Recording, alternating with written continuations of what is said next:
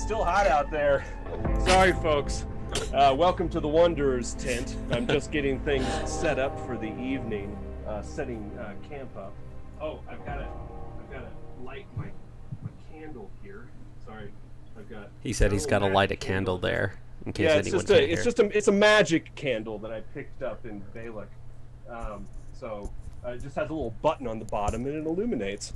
Quite a trusty little artifact that I found. So, how is everyone? How have you been faring in the scorching desert heat of Athos this past week? Hot. Let me tell you. Hot one yesterday, hot one today, hot one tomorrow. The forecast is heat for the rest of the year and next year and most years coming. So, okay. So, any announcements before we get rolling? I played with a puppy today. Oh, yeah, that's important. It's good. Yeah. A little Bosrog, I assume. Yeah. A little spiny Bosrog. Yeah. Ooh, sharp. I've got one announcement. I'm doing my first convention appearance since pandemic started. Oh, that's cool. That is a big announcement. Yeah. Where? GalaxyCon in Raleigh, North Carolina. End of July 29th through August 1st. Don't wear a mask. They'll know you're a liberal. Yeah. It's true. They can smell the waters. You know, North Carolina is one of those transitional states. It's going blue. I have some very progressive friends that live in Asheville. Asheville is a very, very kind of progressive little enclave up in the mountains with lots of trendy art galleries. So is Austin, but it's surrounded by Texas. Yeah.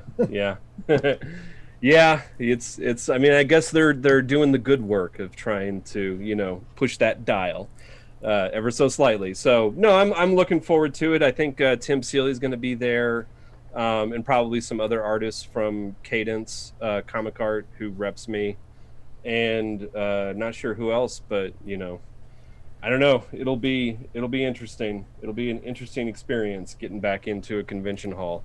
I will probably definitely be wearing a mask the entire time, even though I am fully vaxxed, just because in addition to COVID, we now have COVID is stacked on top of con crud, which is just the classic. And since we have all been inside a locked room for over a year now, con crud is going to be pretty fucking brutal once we get back going to conventions. Right. So, although, I mean, the use of masks has just cut down on the common flu. If anything, it might actually reduce con crud if everybody kept it up. No, I mean, you'll never get rid of it, and of course not. But I mean, there's no immune it'll improve your chances. systems in comics. You can stay home. That would improve your chances even better. No. Okay, well, anybody else? Anyone else have anything they'd like to bring up before we jump into Dark Sun, Fire, and Sand? Okay. Nothing as cool as this. All right, so welcome to session 3 of Dark Sun, Fire, and Sand. It's a nice sweltery evening here in the Wanderer's tent. So why don't we get started? Why don't we pick up where we left our story off last time? Geza Akos and Craucus. It's been several weeks since you left your home in the city-state of Nibene, known far and wide as the City of Spires. At nearly every outpost along the way, you were assailed with questions about fabled dancing walls believed to line every street and thoroughfare. And every time you had to explain that, though it is true that nearly every inch of the city's stone walls and buildings are covered with intricate bas-reliefs depicting the city's history, neither of you have yet to witness any of those reliefs dance. You set out from Nibene with your Rais Iban, in the company of a large caravan mustered by the Renithi League. As the appellation Rais means, Iban is not your master. He is your esteemed employer, and you work for him freely as household guards. Typically, you have been employed guarding Iban's illicit antiquities workshop, where artisans produce high-quality forgeries of ancient art and artifacts from across Athos. Until now, you have only known Iban to distribute his wares through middlemen, and certainly you have never heard of Iban accompanying a shipment himself. So exactly why it was so crucial that he oversee this particular trip to Tyr is a mystery to you. But you are both being paid twice your standard rate of 3 bits a day, 1 month being paid up front. In addition, any loot you might recover from the inevitable raids that assail nearly any caravan excursion across the wastes of Athos are yours to keep. So with a princely sum of 18 ceramic bits weighing in your pockets, you harnessed 3 heavily loaded wagons to freshly hired kanks and left Nibene. It was a chill pre-dawn morning early in sorrow, the first month of Athos's most brutal season, high sun. With no mechalots slowing the caravan, the 800-mile journey to Tyr was supposed to take about a month and a half. But here you are, lost in these rocky badlands somewhere northwest of the Iron Fort, having had little more than 120 miles left of your journey. The caravan has failed. Half the members of the Renithi League headed south to Balik, somewhere near Alteruk.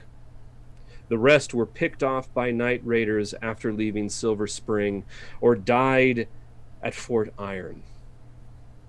For a week, the flux swept through the compound. No one knew what could be causing it. Everyone drank from the same well and ate the same food. But the flux chose its victims seemingly at random. For the afflicted, no healing spells would work, and no water or food could be retained. By the 3rd day, the dead were beginning to pile up. The stench of the flux was stifling, and when, at the end of the week, with a full third of the fort's... And then, at the end of the week, with a full third of the fort's population and nearly all the remaining caravan lying in a grotesque mound outside the walls, the elves came. It was too convenient. This curse was surely their doing. They gave their remaining occupants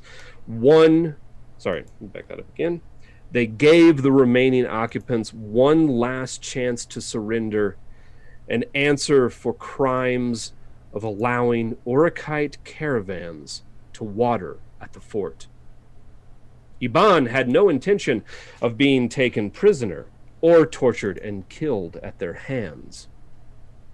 So he gathered what he deemed the most precious of his cargo, 3 statuettes no different really than any other, and being a secret preserver wizard, he risked a bit of magic.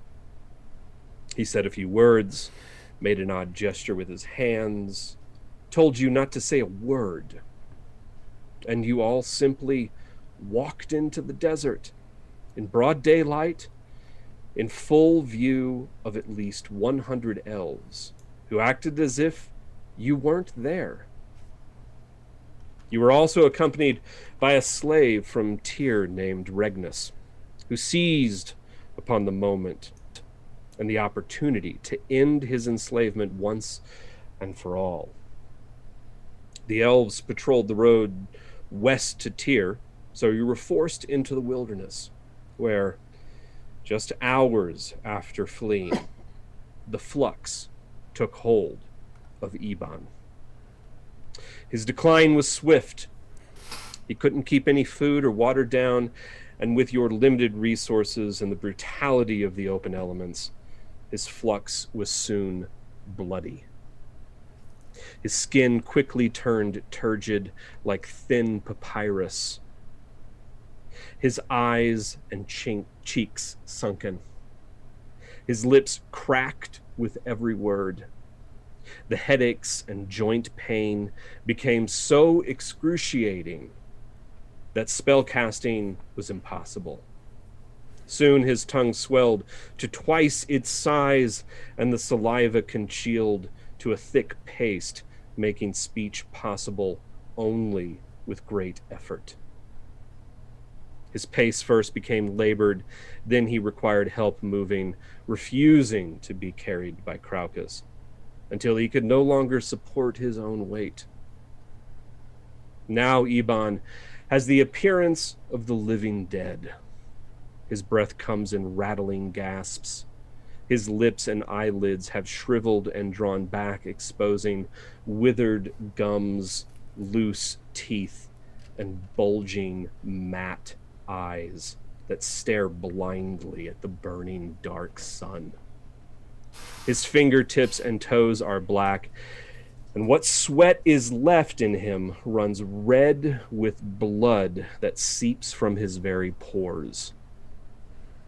The slightest scratch opens livid lacerations that ooze syrupy blood, and his tongue has dehydrated into a hard, blackened stick that knocks audibly against the inside of his mouth.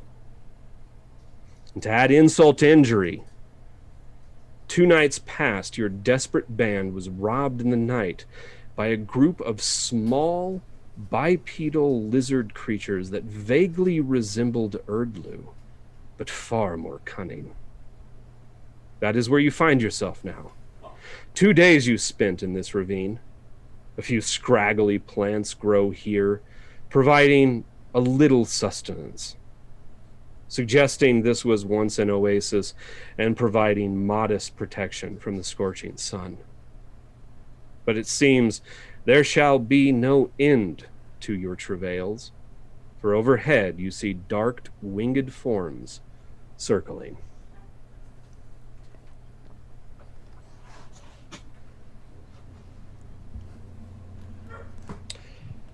Any quick questions before we dive straight into initiative?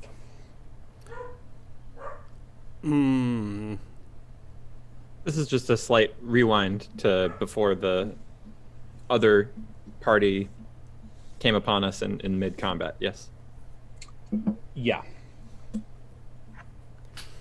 No, I think I'm ready. Okay. Okay, give me just a second. Fix this. Okay. Okay, so everybody go ahead and give me initiatives. Meanwhile, we're going to back up to the other group that had been making their way from Cled. You had traveled a couple days through the Rocky Badlands southwest of Cled, where you had initially set off before the cave-in. And you made your way through that region, discovering that wadi after oasis was dry. Caro taking you from one to the other, your desperation beginning to mount. You have run through what water you were able to carry with you. And if you don't get water in the next 24 hours, enough to sustain you for a full day, you will begin to suffer the deleterious effects of dehydration in the desert. And that is when you had made your way across an open plain of deep, almost blood red dunes south of the Rocky Badlands, and had just entered into another area of Rocky Badlands filled with deep ravines, when you see ahead of you these vulture forms circling overhead, and as you got closer, you came to realize that these were the same creatures that Mma'ak and Desi had encountered perhaps a week and a half ago in the desert, attacking the Weezer. Some kind of vulture-like humanoid. And they are swirling overhead, dropping rocks into the ravine. You yourselves are at sort of a high point, sort of midway up the side of the ravine, where you had been making your way through. So you can see down into the base, where you see two individuals, one a half giant, the other some other kind of bird person, but having the appearance of a hawk, with similar plumage, and a individual who is laid prostrate out in the sand in the shade beneath. And once again, like I said, the vulture creatures are circling overhead, dropping rocks from the ravine above, or the rim of the ravine. Oh, we have killed these before. Did we not kill these before? We killed these before. You killed one, and the other one fled. I'm asking Mma'ak. Yeah, well, Okay. well, Desi, and actually also Cha'ar, will hear and have been hearing for our long trek Mma'ak's telepathic voice whenever he's been communicating, and he does turn to Desi and wiggle his antennae in the way she knows means he is saying yes, and then to the group of them says, also, they may be the ones who destroyed that Brood Queen lair of the Weezers. These we do not love. And with that, Mma'ak will produce his chachkachas, his throwing wedges, in two of his hands. Okay, so any other little side conversation as you're approaching? I do have one question. Okay. I don't remember. Did we drink their blood last time when we needed water? Not you. I think Mma'ak maybe? Yes, Only Mma'ak one of us did. can. Okay, and I can't do that? Okay, so... I'm not above that. You're... It's a possibility. You'd have to make survival checks to understand the correct way to do that. So. Okay. And can't Char make some water, at least enough that we don't die of thirst? Yeah, Char, you can, with each casting of create water, you can create 1.5 gallons of water per day, per casting. So you, and all of you, aside from Mma'ak, the rest of you require 1 full gallon of water per day to sustain yourself. Mma'ak only requires 1 gallon or 1 pint a day. Mm-hmm. So you, up until this point, with the water that you have brought with you from Kled, you are starting to go, basically finish that off. Because you really were only able to carry a couple gallons each. The hope was that Char and Karo especially could guide you through the different wells and oases, but they have all come up dry to this point. So now desperation is starting to lurk there at the horizon. I was gonna say, it would have been pretty stupid to leave without a plan. We'll just go into the desert and hope for the best. Yeah, it usually, during the season of high sun, which is the summer season in Athos, which you are all now firmly in the middle of, wadis and oasis do tend to dry up, but it typically happens after the new year, when it's really, really at the height of the hottest time of year, which you haven't quite gotten to yet. Right now, the standard high temperature during the day is around 130, but once you get past the new year, that first month of the new year, you can have highs as high as 150 degrees during the day. And that's usually when the wells and the wadis will dry up. but this is several weeks off from that time. Okay, so one GM is Caro the dwarven scout still with us, or has he gone back to Kled at this point? Caro turned back after about halfway through the alluvial wastes. When you realized there was no water and exited. this was stupid. Well, yeah, from there, like his main purpose was to get you through the Rocky Badlands southwest of Kled, and like kind of see you on your way and be able to direct you where to go through the alluvial wastes. And from there, Cha'ar, who has taken this route several times, should be able to guide you the rest of the way. Okay.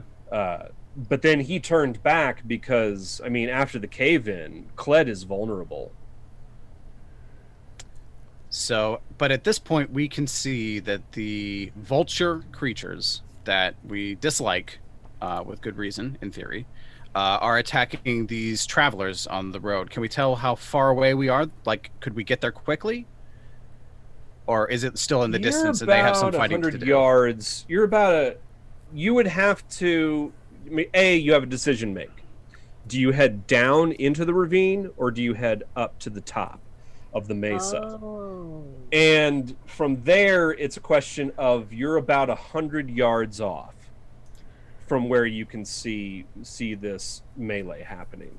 My thought is that it would be easier to kill bird things from higher ground. However, being lower would shade us from the sun and water goes down. What do you think? It is the height of the midday, and you know that as soon as you engage in combat, you are going to waste quickly. We had better go down. And hope that falcon-headed thing is not, kin to these other things. Mma'ak makes... So as you guys make those decisions... No, I'm sorry, go ahead. No, it's fine. Mma'ak, again, nods his antennae in agreement and gives a sort of hiss of derision in that direction as he examines these bird creatures. Does Cha'ar look like he's ready to throw down into battle, or do you want to hang back here? And you can actually... whatever you need. Okay. I mean, let's... I want to kill some of these bird creatures because they are a nuisance. Well, and here's the thing. Cha'ar, you don't even have to give me a arcana or any kind of check. You know these are Aarakocra. Specifically, they are Orkatha. They are the vulture men of the desert. Are they edible? They are, but they're also poisonous.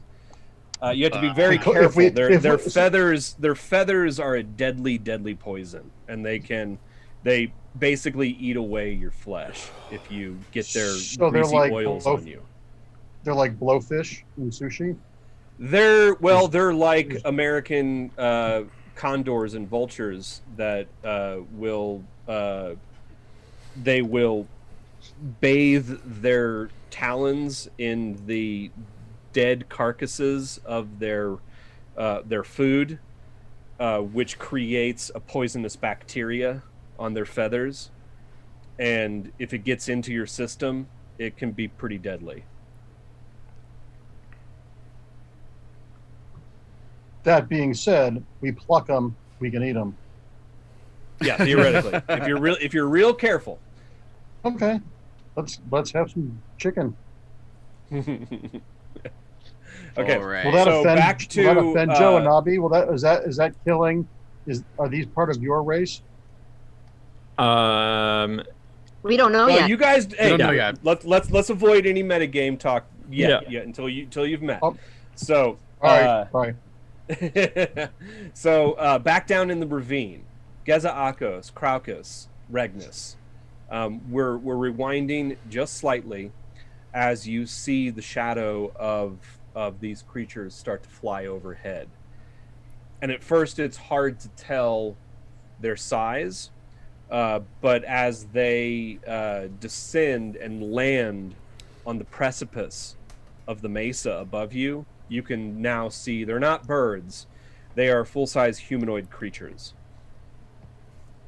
And that's when you, Geza Akos, recognize them. Craucus, or Katha on the ridge, prepare yourself for battle.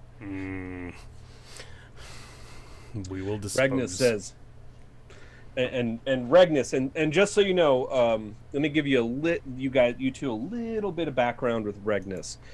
During your week at the Iron Fort, you started to get to know this very kind of charismatic rogue named Regnus, who's was a slave from Tyr, was there with his masters purchasing glaze for the ziggurat where Regnus works as a glazer. You got to know him a little bit better. He's I'll leave it up to you how much you choose to like him. He's a very precocious individual, very philandering type, very much a rake kind of guy. Always has a positive spin.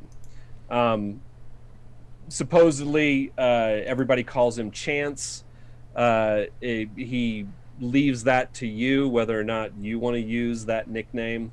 But he would always introduce him. When he introduced himself, he said, "My name's Regnus. Everybody calls me Chance, though." And Regnus got around quite a bit during your first couple days before the Flux took over the entire fort.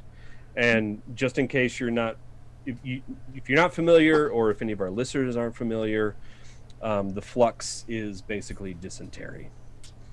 And that dysentery started to move through the Iron Fort very quickly. The four of you, seemed to be just fine during the entire week until after you left. But when the shit hit the fan, that was when Regnus pleaded with you to let him join you.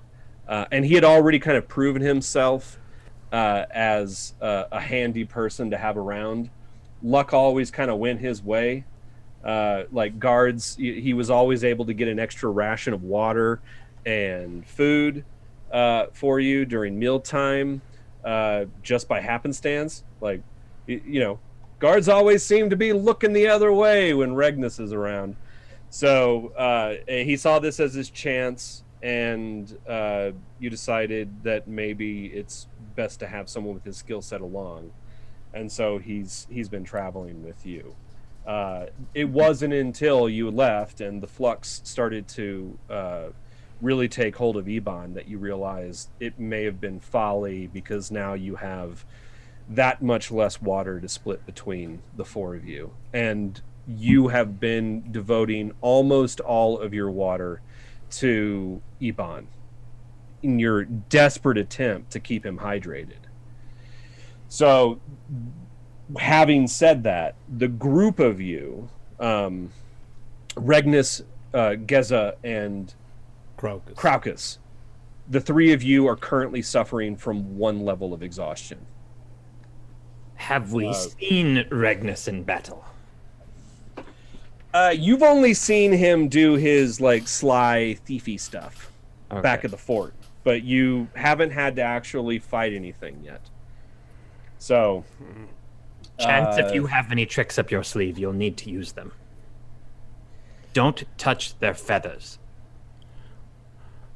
They're gross. I mean, everybody here is really tired and exhausted, but he's like, it might be better if I take to the shadows. I'm good at hiding. I'm good at being unseen. So maybe I can work my way up and take them from the side. If you can draw their fire away from Ebon. Yes, so long as you take them. Okay. And Regnus does use a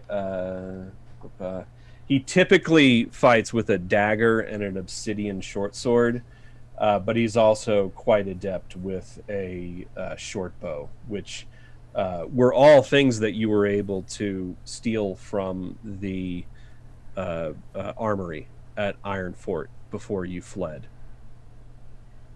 So I think your best bet is to use the bow, Chance. Keep a distance between you and their filthy feathers. Oh, I know how to attack from the back. I'll see if I can get their attention. And I'm going to take my club, smash it into the ground, and say, "Come get it, you filthy chickens." And I rolled a performance. Okay. What was the intent of your performance? To get them to focus on me.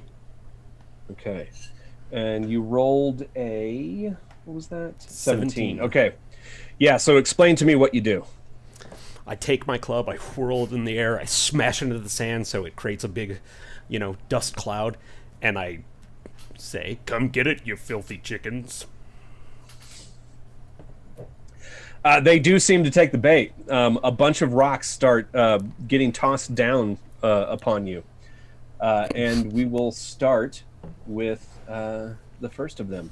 And just so you know, there are half a dozen of these Aarakocra up there, swooping around, landing on the mesa, grabbing rocks, picking them up, getting ready to throw them.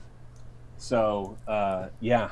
And right now, they do see you as the primary threat, the big guy, and they focus on you. Now, let's see. Let's do...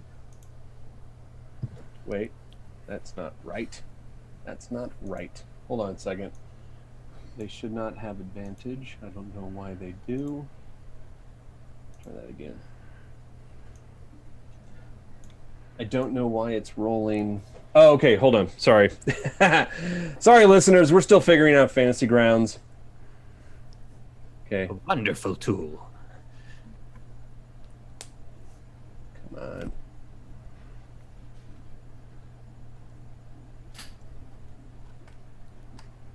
What is going on here?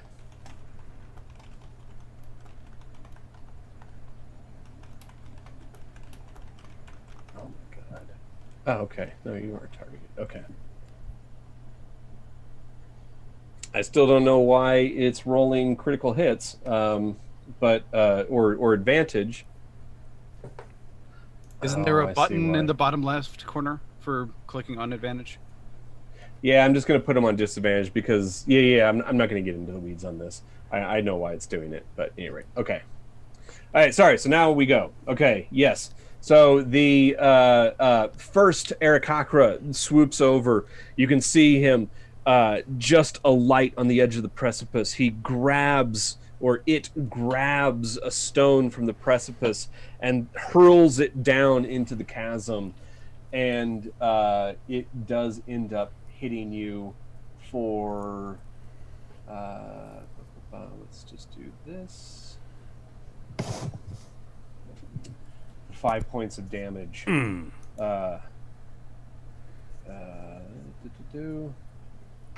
Okay. And that stone comes tumbling down. It smashes off of your shoulder, and you can feel like blood splatter up against your cheek as it breaks the skin and grinds against your bones. And another one grabs a stone as well and tosses it into the ravine down towards you. Oh shit. Once again, sorry, I don't have you targeted. Let's do that one more time.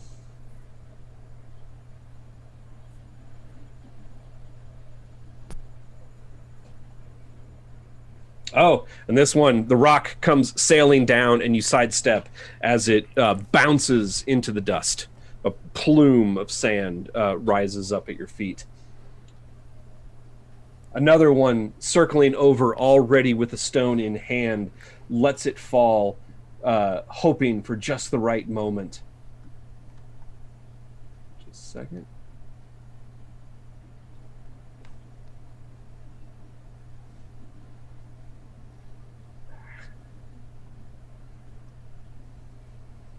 Sorry.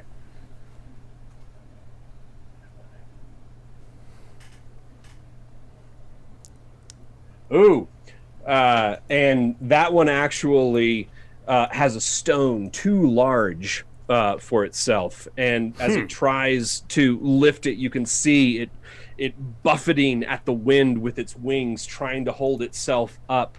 And it refuses to let go of the stone because it's got just the right one that it wants to crush your head with. And you can see it can no longer hold itself aloft. And finally, it has to let the stone go. It clatters off the side of the ravine, bouncing away harmlessly as the vulture man sort of plummets and spirals and crash lands across the precipice. You can see a plume of dust above, and small pebbles start scattering, like cascading down the ravine towards you.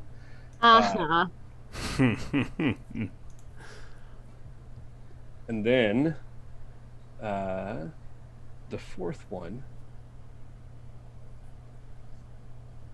Sorry, let me make sure that's on disadvantage. Once again, lets another stone go sailing down into the ravine, harmlessly flies past your head, maybe 5-10 feet distance from you. No, you didn't even have to move for that one. Simple birds. God damn it, I keep fucking forgetting to do this. Just a second. Okay. The fifth one lets rock fall down. It is perched on the precipice itself, and it lifts one up and tosses it into the ravine, and it comes sailing down, and you see it.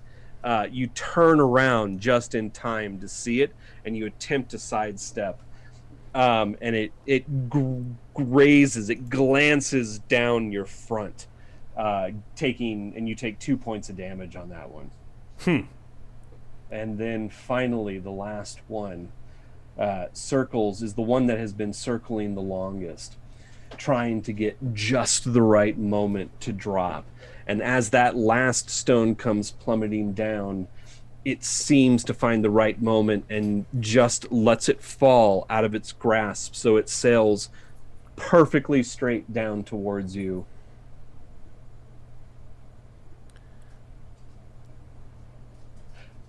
And as it does, you can hear a whistle over your head. You look up and you can see it falling directly to you, and you take several steps to the side, and it just thunks straight down into the sand at your feet. So, you can see Regnus running off up the edge of the ravine, beginning to climb up the side as fast as he can. Seems to make it up about 30 or 40 feet as he climbs. Gezaakos, what are you doing? Do any of the Orkatha remain in flight? There are 3 of them that are currently circling overhead. One of them crashed when it was trying to lift a rock too heavy for it, and there are 2 other perched on either side of the ravine. And for clarity, I can... Cantrips and level 1 and level 2 spells all count as 1 action each, yes? None of them... cantrips are not a bonus action. Unless it says it's a bonus action. Some are. In the Yeah, spell some can be. description. Yeah. I mean, any spell. There's lots of spells that can be bonus actions. Interesting. It just depends on what you're using.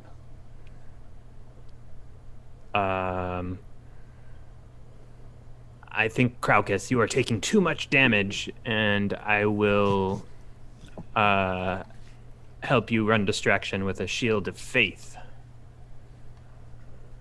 Do don't your know. bird magic. I don't know. I will take it. I don't know how to cast this in the program, but I don't know how to cast this in the woods. yes, it is a bonus action. I love this. Yeah, okay. Let Let me make sure I'm following along with your character sheets as you're doing stuff. A shimmering field appears and surrounds you, Craucus, granting you +2 bonus to your AC for the duration. Which Okay, which spell was that? Sorry, Guiding Light? Guiding Shield Bolt? of Faith. Field of Faith. Shield of Faith. Up to 10 minutes of my concentration, you will have this Shield of Faith. +2 bonus to your AC. Wait, nope. Yeah, do I actually have to target him? No, I just did that, so that should take care of it. But we'll see. We'll just keep an eye on that. So yeah, just keep in the back of your mind, Joe, that you have a +2 to your AC in case it does something wonky. Okay. And I can cast other spells as long as they do not require concentration? Yeah. Then I will also, on one of the birds in flight, I will cast Toll of the Dead. If they're within 60 feet, of course.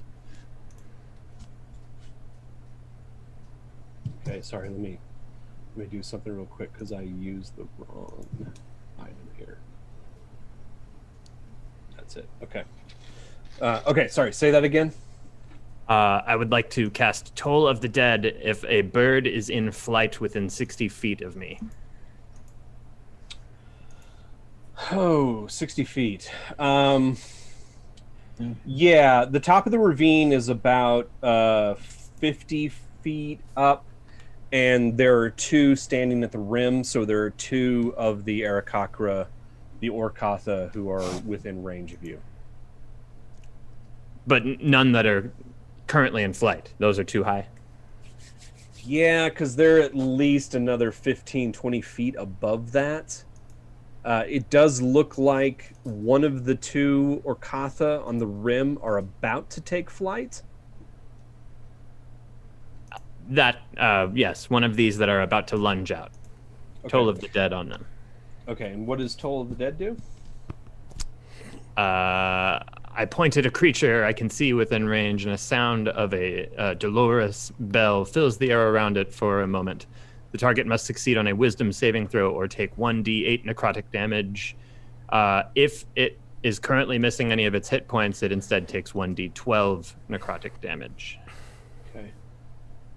Wait, why does this matter if they're flying? Oh, that's just how I wanted to target them. I wanted to distract their flight. I wanted to As make a sure bird that man, I know that it would be very distracting from catching the correct Nothing annoys them airflow. more.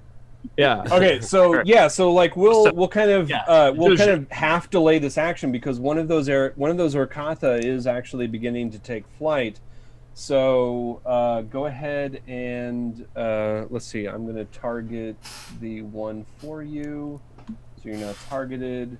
We're going to put that Toll of the Dead on them. Cast spell. I don't know why it did two of those. Let me move this over. Sorry. Okay. Failure. And then we're going to necrotic. Okay. Bam. See, I don't know why it's double clicking. Why it's rolling twice. And I also don't know why. Oh, shit. Hold on a second.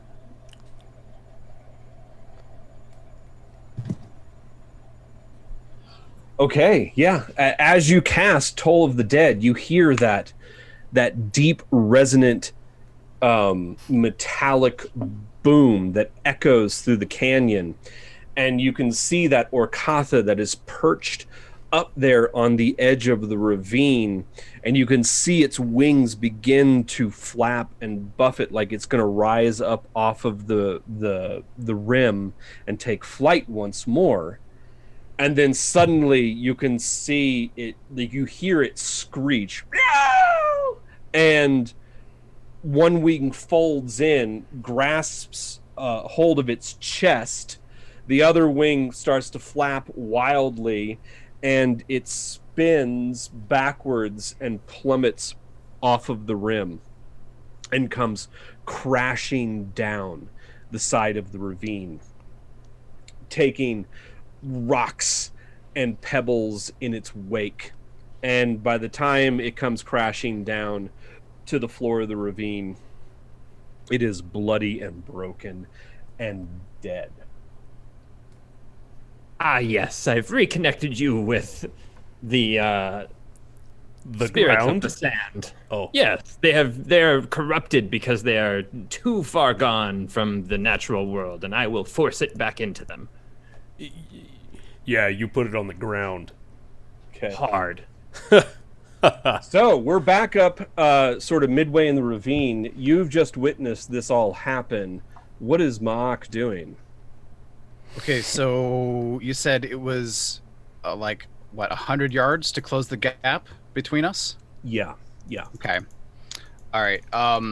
Then to keep from us getting spotted, Mma'ak will use the last of his telepathic communication and warn you that I am about to end our telepathic communication. Instead, I will veil us from the eyes of the Arakakra until, well, actually, I wouldn't have said that because I don't actually know their name. I will hide us from the eyes of those bird men until we are positioned to attack them. Desi, I will leave it to you to signal the attack. Char and I will follow suit. And with that, I will end Mind Link, and I will activate Blind Spot, and then Obscure. I will pay the requisite 5 psi points, and make myself, Desi, and Char all invisible to anything that we can see. Okay. And that lasts as long as you focus? It lasts, well, okay, for concentration up to 1 minute, and then I'd have to pay it again. Okay. Okie doke. But then otherwise we should be able to see each other, but they can't see us. And we can basically just approach at our leisure. I don't imagine we're going to be overheard from all this combat. And we can get And it's just the birdmen that you're protecting yourself from. Well, that's actually a good point. Let's see. You can target one creature you can see in addition from each target is invisible to all creatures seen by they will make us, basically it's us versus them. We're in an invisibility web and everyone else is affected by it. So yeah. Okay, so Mma'ak, Desi, and Char are all going to be invisible to not only the Arakakra, but Regnus, Gezaakos, and Kraukus. That is correct. That is correct. Now, this effect will last as long as I concentrate, or it will end if any of us. It will end if any of us damages or otherwise affects a creature with an attack, magical effect, or other ability. So basically, one of us attacks, and all of us lose the invisibility. So we've got to get in a good position so we can basically spring an ambush. Okay. All right. So, Desi, now that you're theoretically invisible, you can't tell that you're invisible. You see I yourself. can't tell that I'm invisible? No, you see yourself. You see your companions. You see the world around you. Nothing has changed. But All that has changed is that Mma'ak has entered into your mind, and there was a moment. How would you describe it, Mma'ak? What is it? What's the psychic space like when this happens? Okay, well, Mma'ak's telepathic abilities, or actually all of his psionic abilities, tend to have sort of an insectile sort of feel to them. So if you can imagine, almost it's like we feel camouflaged. Like we blend into the environment, like we are predators, or like we're, basically like we're on the hunt now, and we are almost casually stalking our prey. That's basically you can see Mma'ak's eyes probably turn like a bright red-orange as he is excitedly awaiting the hunt and preparing his weapons. I'll pull my Githka out as well as we basically, as you see Mma'ak almost casually stroll, if Thrycreen could do such a thing. It sounds more instinctual than emotional, the feeling that well, might and let me overtake ask, you. like, in terms of, like, because there is a psychic space that exists within the mind's eye. When this first happens, when this first starts, what you all would see in your mind's eye would be a psychic space that is roughly equivalent to the landscape that you're in, where there are these beings of light that exist at different elevations, representing the Arakakra flying overhead versus the individuals below.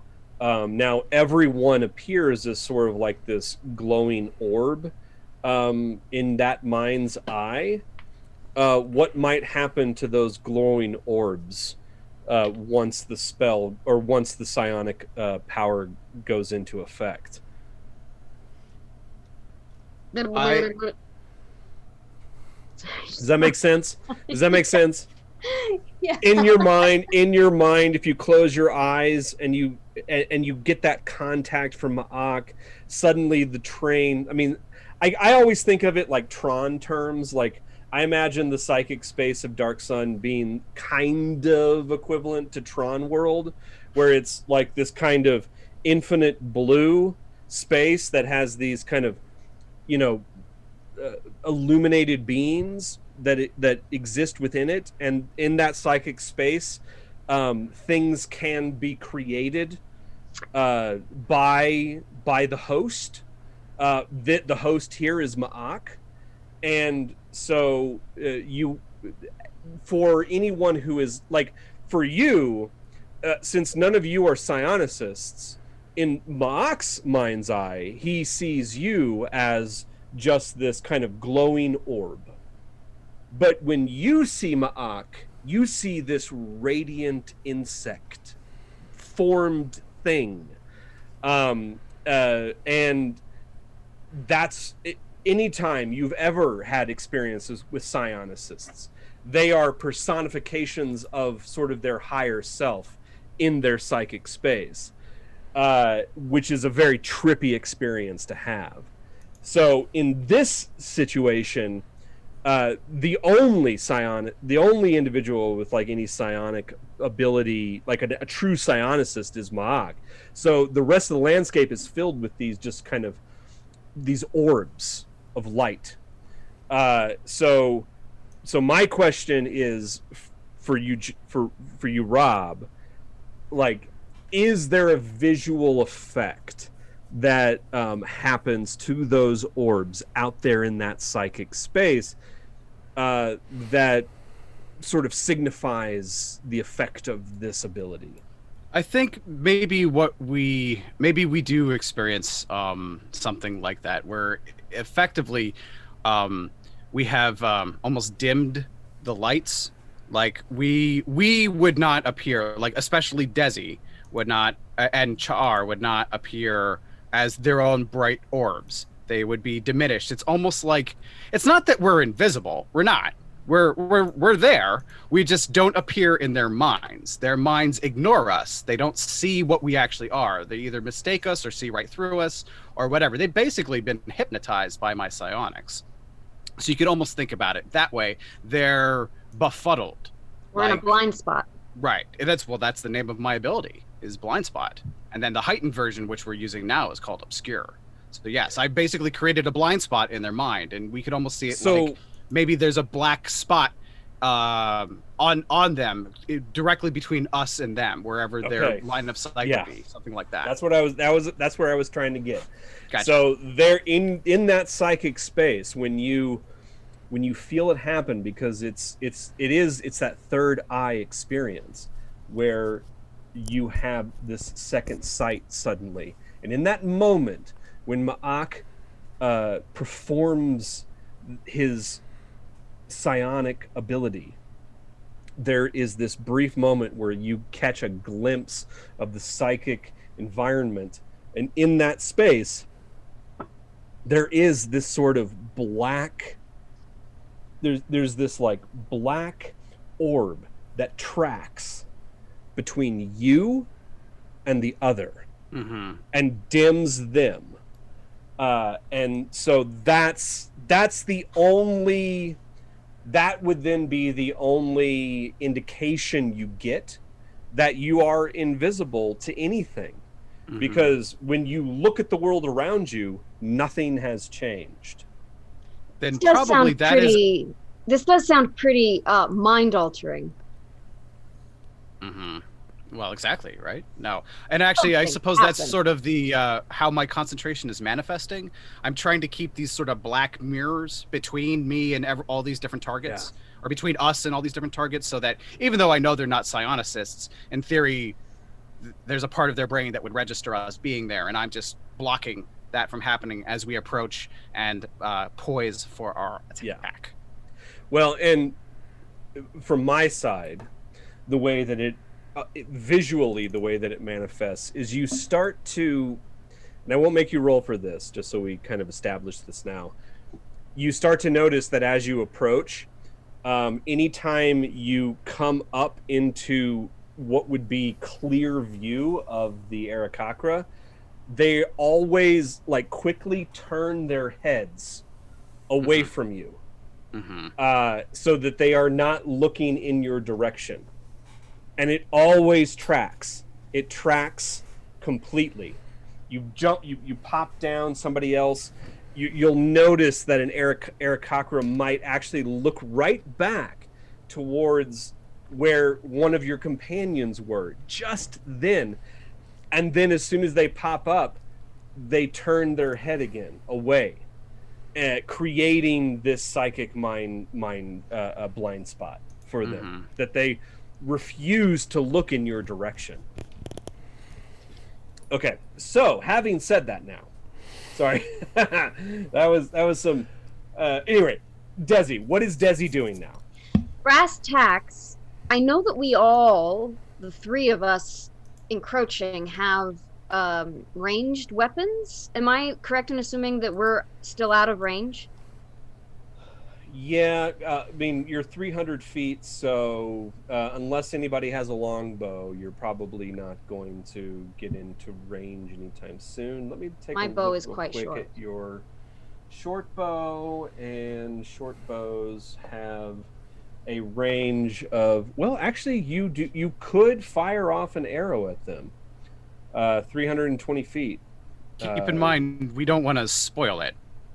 Right, we all want to attack when we're in good range. All I'm saying is you are currently within long range of the Aarakocra. That will give you a significant penalty to your attack if you chose to fire one off right now. Okay, no, I'm not into penalties. How is Char doing with his stubby little legs with this charge? Well, you might need to wait. Like once we get through this round, I'm going to initiate something a little different from what we normally do. But for now, what's Char planning on doing? I want to. Feathers are flammable. I want to shoot a fireball at these nasty things. Okay. I'm just saying on my turn that if he is not keeping up, I want to take hold of him and maybe lend a bit of speed. I'm riding that thing that we got last time, right? Oh, that's right. You're on our You had an Erdlu. Okay, Right. so he's doing pretty good for speed. Oh god, I can't make the Erdlu invisible though, right? So it's just, it looks like an random Erdlu. charging an Erdlu. Right. Well, I didn't okay, think so about that. here's the question. The Erdlu definitely cannot navigate this crazy rocky terrain up or down. Definitely can't do it with a dwarf on its back. And and I think probably we'll back up because that was an oversight on my part. I did forget that there was an Erdlu with you. But you definitely would want to do something about that Erdlu. So that's going to be, but that's going to be Erdlu. What about if I'm not invisible anymore? What about if I'm on the Erdlu and I'm distracting the birds and the other invisible. Well, what would be people interesting is the fact closer. that you would be invisible, but your Erdlu would not be. So it would just look like a random wild Erdlu Yeah, that's to fine. the Aarakocra. So the rim of this pit, it spans 300 feet distance, or It's a box canyon. It's a ravine. So it goes in one direction about from where you're standing in the bottom of the ravine. You're probably about a quarter mile from the mouth of the ravine where it opens up out into the alluvial wastes. And up ahead of you, probably another 200 yards or so, it turns and it divides and it starts to split off and break up. Okay. But where you guys are, where Desi and Mma'ak and Char are, you're further towards the entrance of the ravine. But if we're retconning, I think the issue I want to bring up is that if I know that Erdlus are a source of water, I think everything in the desert knows that Erdlus are a source of water. If we're going to lose this Erdlu, we want to kill it. We will need to get the water. I would rather that before going into battle and risk losing it. Having it be attacked. Right now it's a little too late to have that kind of granular conversation. So at this point, it's really up to Char to decide what he's going to do with the Erdlu that he's writing. Now, before we get there, I need to know what Desi is doing. I suppose Desi is going to use this turn to get as much movement as possible, to get close as we can to firing without disadvantage, but I'd also like to cast my Bardic Inspiration on, wait for it,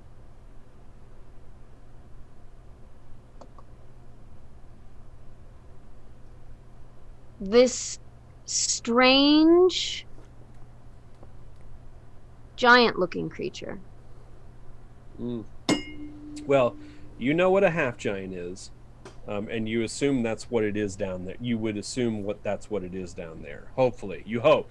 Fingers crossed. It's just a half giant, and not something more insidious. It's a little too far to really make it out. So, but yeah, and that's line of sight. Is that correct? I believe. Doesn't matter. I think instead of delving into that, yeah, I think let's just, for the sake of argument, Craucus. You suddenly get this like really good feeling, like things are going your way. They are. Today's your day. Whatever alignment you picked today was probably the right one. Yes, I have been a very good man today. And that was the right choice. So, yeah, okay. Was there Makes anything else? sense. Because I think Bardic Inspiration is a bonus action. Is there anything else that Desi's doing? It is not at the moment, unless You're gonna hold your action, maybe? Are you gonna move? Are you gonna? No. I'm charging. I'm absolutely charging. Moving is. Are you heading? And you're heading down into the ravine, to the others. Yes. Okay. Can I load? Can I load my arrow and get advantage? Well, okay. So getting down into the ravine is going to require some climbing. So no. Okay. What you need to give me is either an acrobatics or an athletics check, whichever is higher for your character. And I believe that is going to be acrobatics.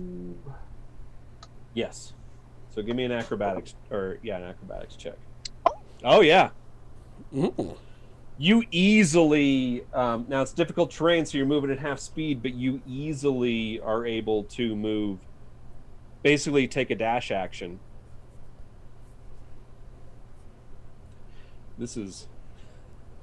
You're easily able to take a dash action and move your full movement down into the ravine. You should.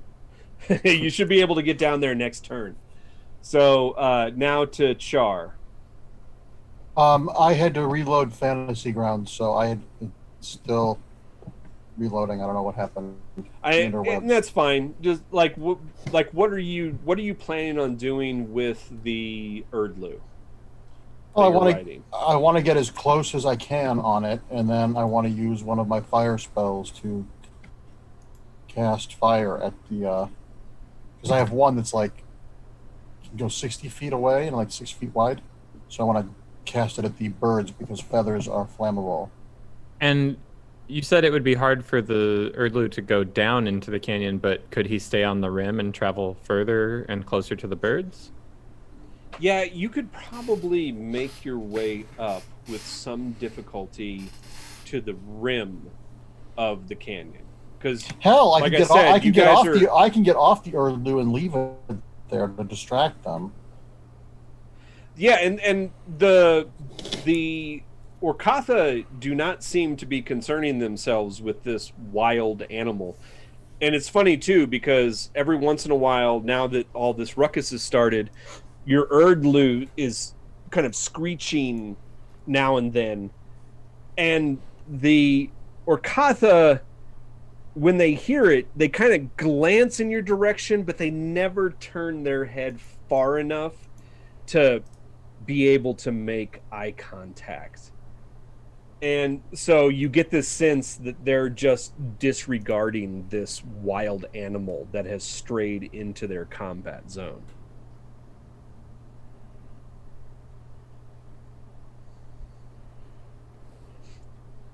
So do you want to stay on the bird, or do you want to get off and make your way closer to them on foot? Well, I'm more adept at traveling over rocks and stuff than the bird, so I'll just hop off the bird if the bird's not. Okay. Whatever's so fast. it'll take half movement to dismount, and then you can use the rest of your action to move closer. You can get to within. You still have a good amount of ground to cover. They're about 100 yards away. You move about 25 feet, so that's 300. You still got a couple hundred feet to move, plus minus whatever range you need for your spell. What spell are you planning on enacting for this? Back. Was it Searing Smite? Probably. Yeah, I don't know what that one is. That one sounds think- fun. I don't think that's a ranged one. I think that's something you do in conjunction with an attack. Yeah. Like paladins can searing smite you when they hit you with their sword or whatever. Sacred Flame. Is Sacred Flame the one you're thinking of? 60 feet range? Yeah. Okay. So yeah, you'll definitely be huffing it across the top of the mesa to get close enough to the Aarakocra in order to use that spell, unless they happen to land nearer to you. But for now, you dismount from your Erdlu and you start huffing it across toward the rim of the mesa and trying to get closer and closer. Which brings us back down into the mesa with Craucus. It is time for Craucus to shine. You stand before Craucus, King of the Ring, and he is going to smite you. I charge to the one that has fallen down in the pit from not letting go of its rock, and Yeah. I am going to crush it with my mace. Okay. Am I targeting it? Let's see. It doesn't look like it, but here, I'll target it for you. Okay. Yeah. And you hit. You rush up towards it. It's floundering there on the ground. And you bring your massive fucking club down on it. Give me damage. I rolled that crazy. Instant death. Yeah. You rush up towards it and you can see it's flopping around in the dust. There's plumes of sand rising as it's desperately trying to right itself, and you rush up and describe to me what it looks like. It takes me 5 strides to get there. Big lumbering strides. I bring it overhead and I look down at it, knowing it's not going to survive this.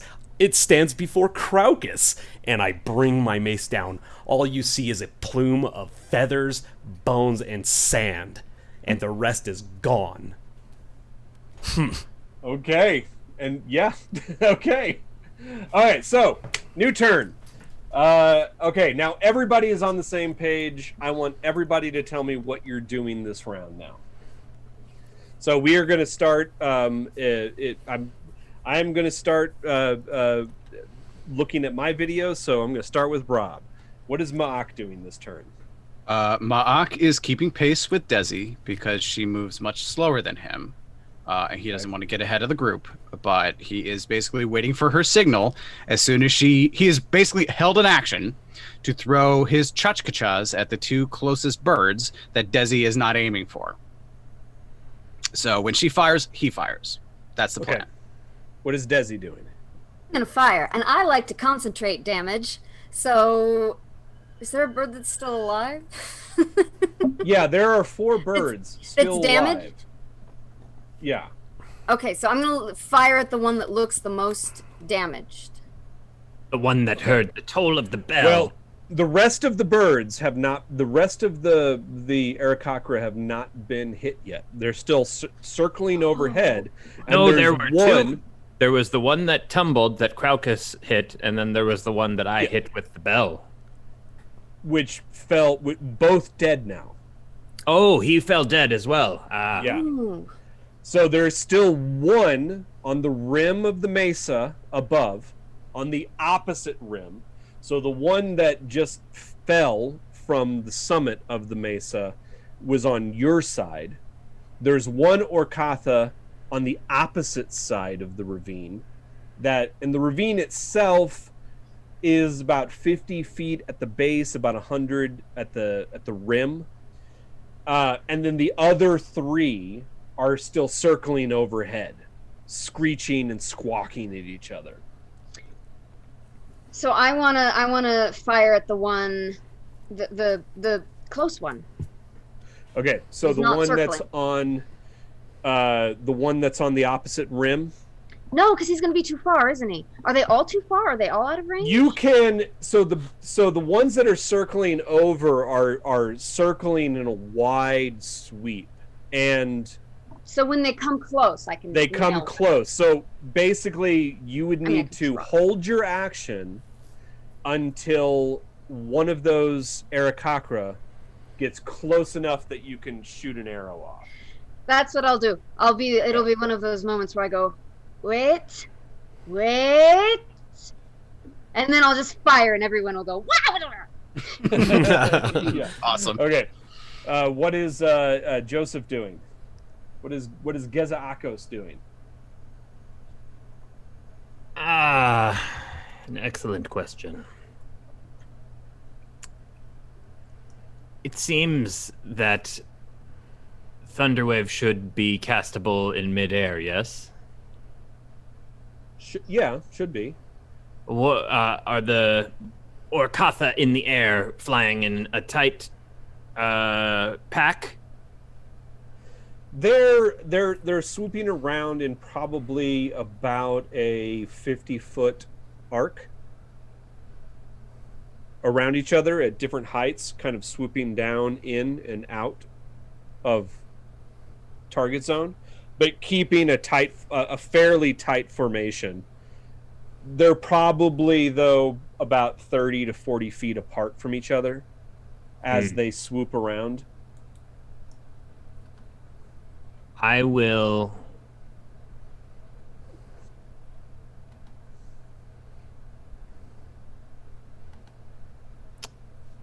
do 2 things then. No. All of these actions. Where are all the bonus actions? All of these Orcatha in flight, none of them have a weapon or a rock. They're just flying aimlessly. At present, they haven't picked up any more stones to drop. But there's one on the rim. There is one on the rim that probably looks like it's about to take off.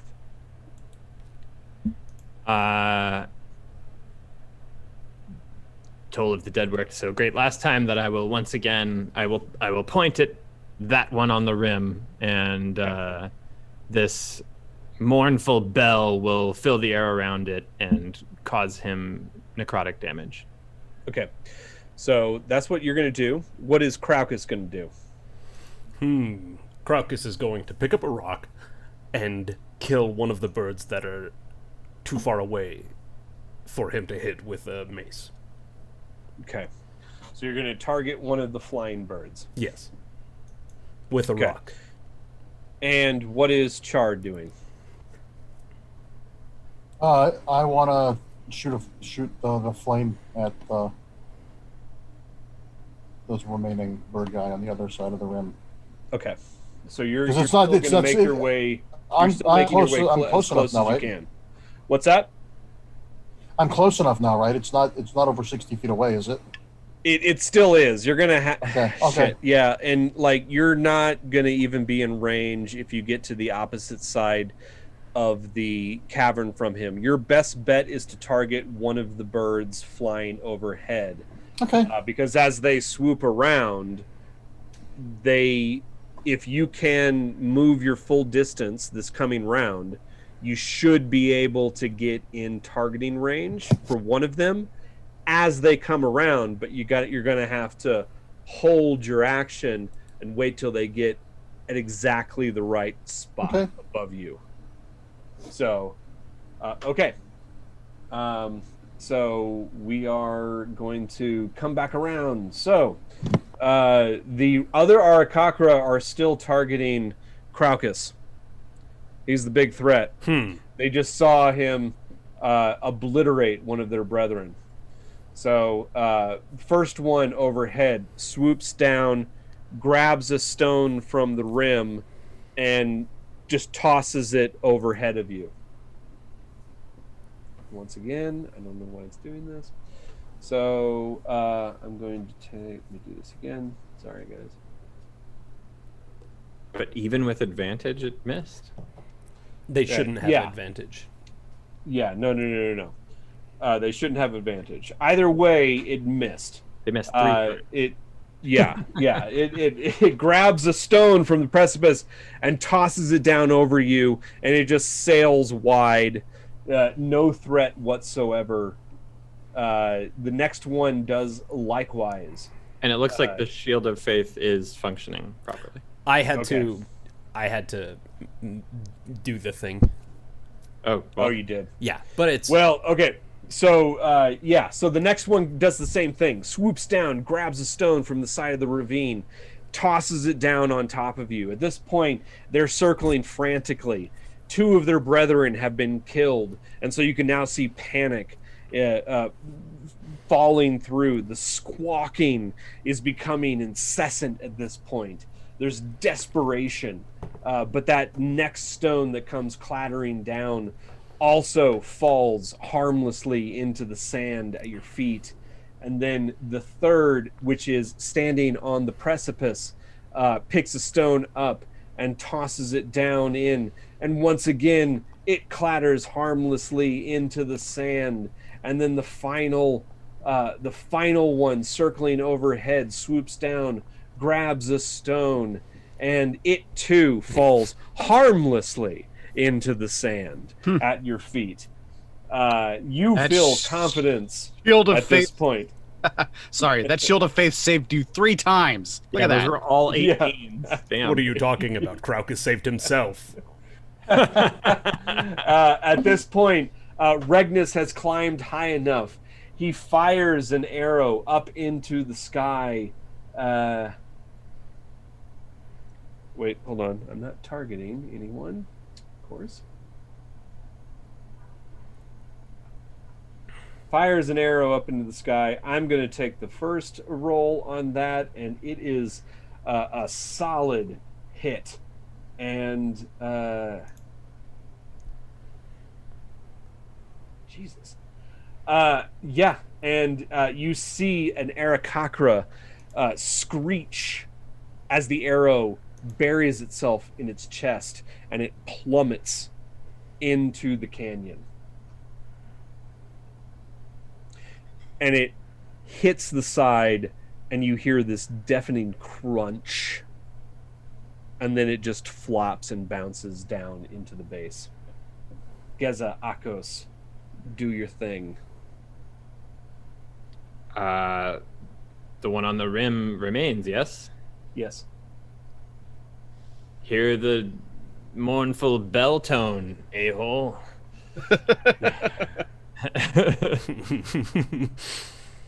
See, so let's make sure you're targeting the right guy. That's an And- Aarakocra hole for a cloaca. Cloaca. Cloaca. Yeah. Yeah. Oh shit! Nope, that was too many Filled with points them. of damage. Why didn't that do anything? Well, it looks like he just rolls a save automatically, and he failed, right? Well, no, he failed the save, but then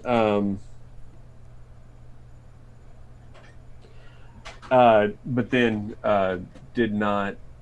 I accidentally double clicked on the dice, so give me just a second so I can fix this. Yeah, I don't.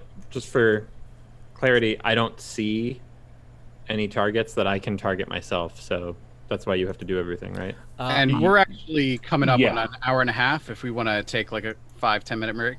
Well, we're almost through here, so Okay. All right. yeah.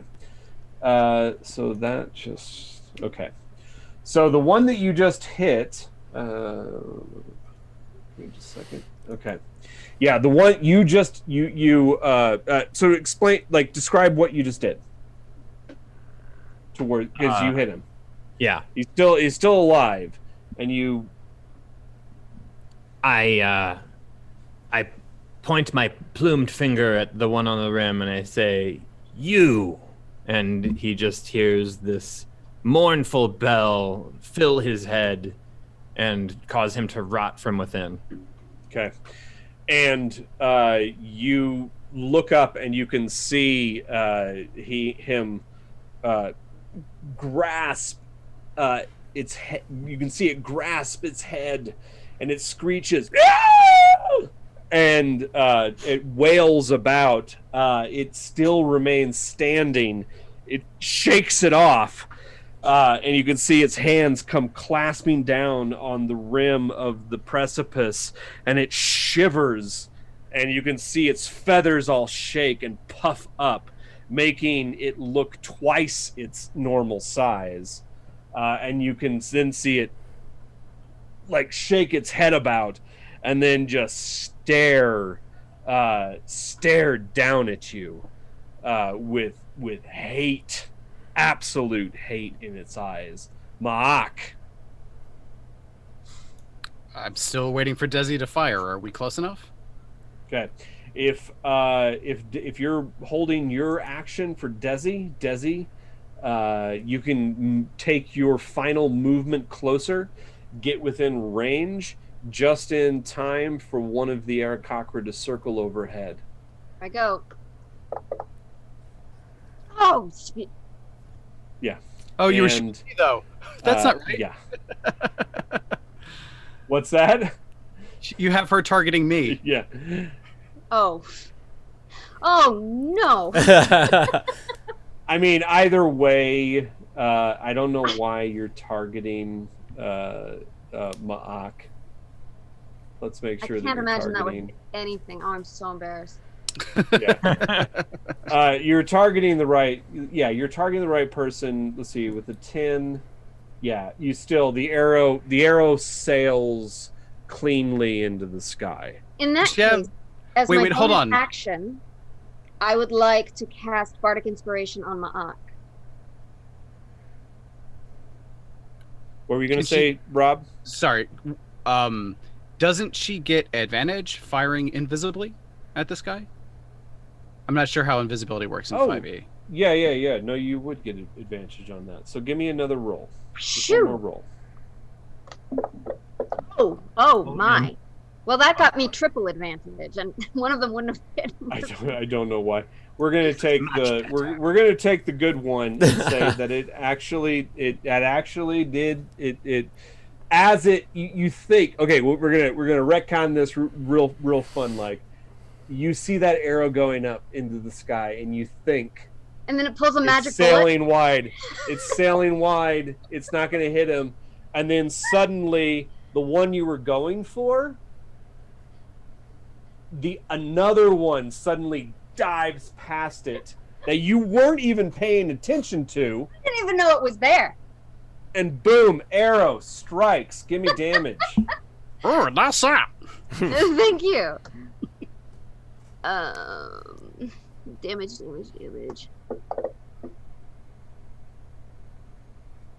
Okay. I don't know Targeting me why- still. Yeah. You get actually that gave me hit point damage, by the way.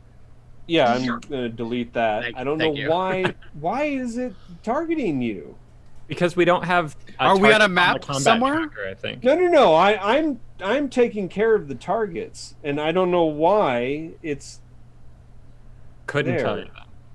All I know that's different is we can't see targets, but that's probably better. But Don't worry, I fixed it. Crockett, Mma'ak, you have no wounds, and you should now be targeting the right one. And did you get that I do still want to cast Bardic Inspiration on Mma'ak? Yeah, and you can do that. So Okay, Mma'ak, so what you is- now have Bardic? That means I can spend an extra die 6 on a roll if I want to, right? Is that Yeah. right? Okay, Yeah. cool.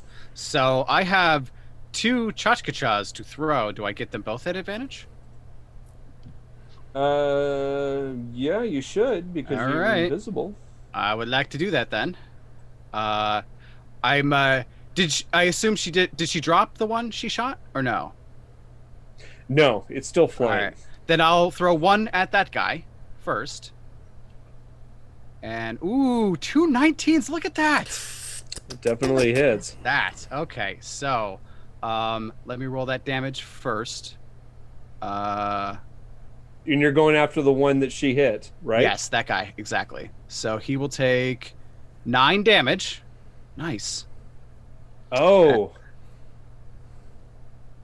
Oh, and as you do so, as that Chachkacha embeds itself in the greasy feathers of this vulture man, it suddenly screeches in pain and falls, plummeting down towards the rim, the top.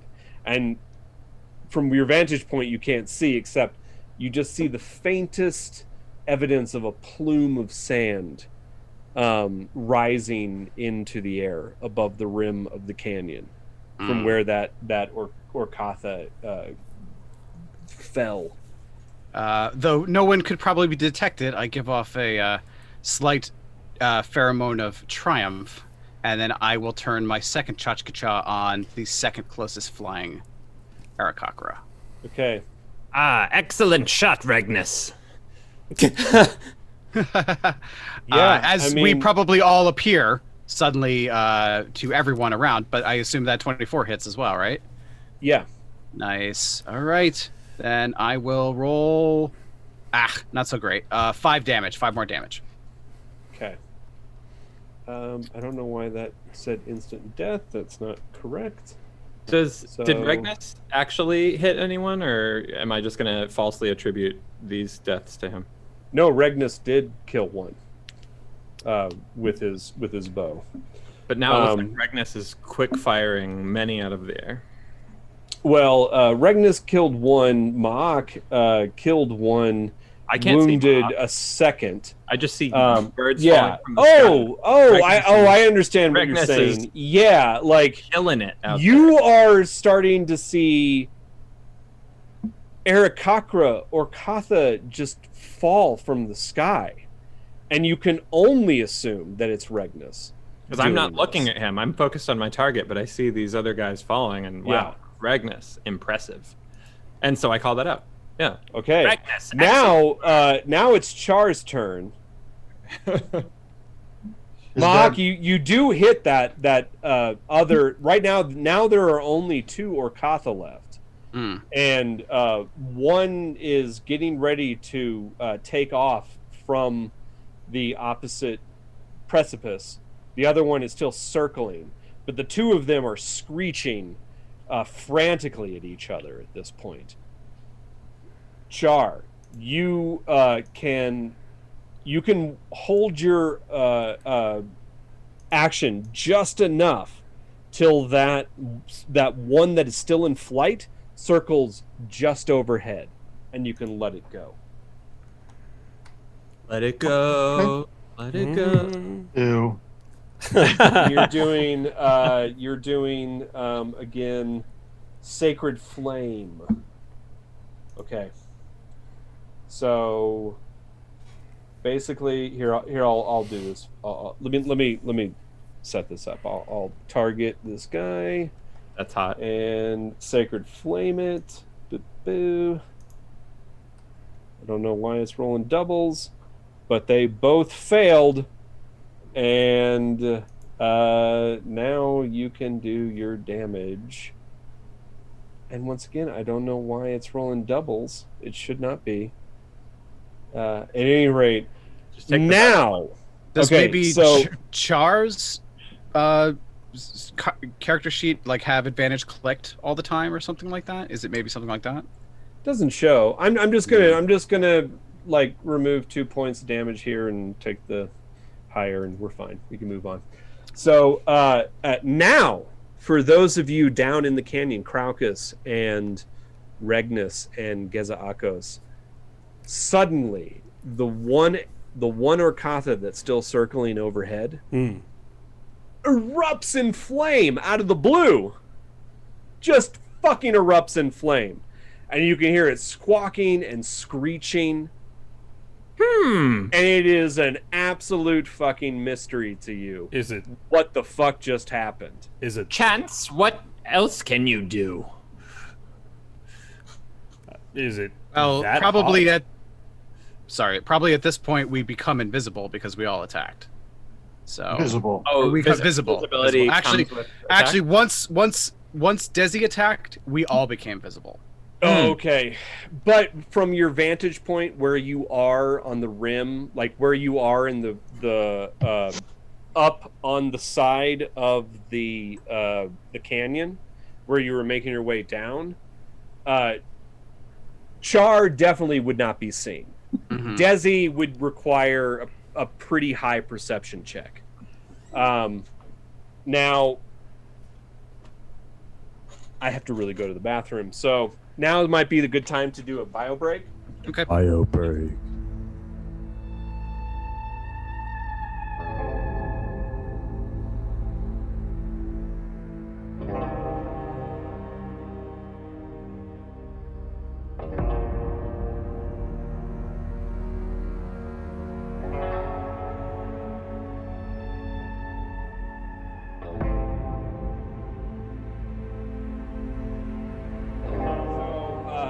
We left off at the end of the round with Craucus.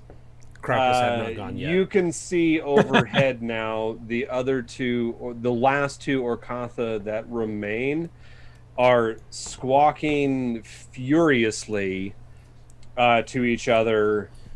And your wisdom is so fucking low. Yep. I'm not even going to ask you. You just see them squawking overhead. What do you do? I'm going to pick up a rock, and I'm going to hit them with the rock. Okay, right. And that's what you said you were going to do when we were doing, we were Yes. declaring our actions, right? Yeah, Yes. Okay. All right. But I'm going to need you to So- target them because I don't have the battle map. Do you want to target the one that's flying or the one that's still on the rim? I think you were targeting the one that was on the rim. I'll target Rim job. the easier one. I'll do a rim job. Okay. Okay. Rim job it. Thank you, Gezo. I will rim job that bird. I don't know why I rolled 2. And they were both bad. Two I bad mean, rollers. we're going to go with the first one, which... wait a second. dropped 2. That is what it gave you. Oh, give Yeah, me why the does lower it- one. It dropped the lower. You rolled a 2 and a 7. Oh. And it I dropped see, to I see. 2. Why do you have So- advantage? I don't know. Danger sense, advantages. No, you shouldn't have advantage. Roll that attack again. Is it because he has bardic inspiration? Oh, that's No. it. And I rolled a No, natural because 20 bardic that one. inspiration allows you just to add a d6 to a roll. Then yeah, I don't know. Well, both of those looked great. So Yeah, I mean both of those hit. So just go ahead and give me some damage on that. I don't know how much damage a rock does. A rock is going to do 1d6 plus your strength. So Oh, okay. So just give me, what is your strength? 6, so I did 10 damage with a rock. it's a real Good strong damage. strength. Yeah. He rim jobbed him good, fully. You hit that bird, and you brain it. It's standing there squawking up to its fellow that's still flying, and that rock goes sailing out of your hand like it's nothing, and you just see a spray of blood where its head was. Can I say I picked the one that was covered in my blood? Because that's the one I picked. Did one The have your... one on the rim? No, the one that standing on the had rim? the one that had dropped on me and like cut me up. Oh, I That's mean, the rock I that wanna one. That one's probably dead by now. I meant the rock that hit me. I wanted the rock that had my blood on it. That they dropped on me. I For storytelling purposes, you know. Sanctified Oh rock. yeah, absolutely. You Yes. take you like your blood is now mingled with its blood, and now its body is crumpled, lying there on the edge of the precipice, one wing hanging over, and it's just twitching, with just like blood just streaming down the rock face. And moments before its skull was crushed, it had puffed up real big, like it was going to come at me. So that's pretty great.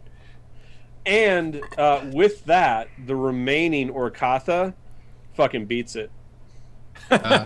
He Does tries off it to. goes. Means Does gets he- away or beats it. Yeah, he just... It's also rocking out.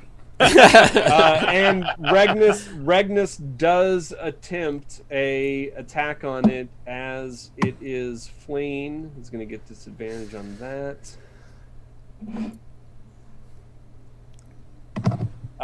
And does miss. And by the time we get back around to Geza Akos, that final Orcatha is well out of range of anything. What about everybody else? Yeah, none of us have acted. I can definitely kill this thing. Well, it's got quite a move, and it did move after, because it got to go before you, and it used its full move to dash up its full length. So if Which you're is within, how far? 300,000 feet. well, no, an Aarakocra can move 50 feet flying, so it dashed, so it's 100 feet away from you now. It moved in an upward trajectory. So, what is your full range for Mma'ak? Well, it depends. Like what? It depends. I mean, I can. Well, like, I mean, let's see. what would you like? How far is it? It's hard for me to like say. I mean, like, Okay, you've easy. got It's easy. 60 feet overhead, Uh-huh. so it's at least 160 feet away from you at this point. It's 160 feet away from where we Mma'ak. started. Okay. Then yeah, I probably can't catch it if all it's going to do is dash.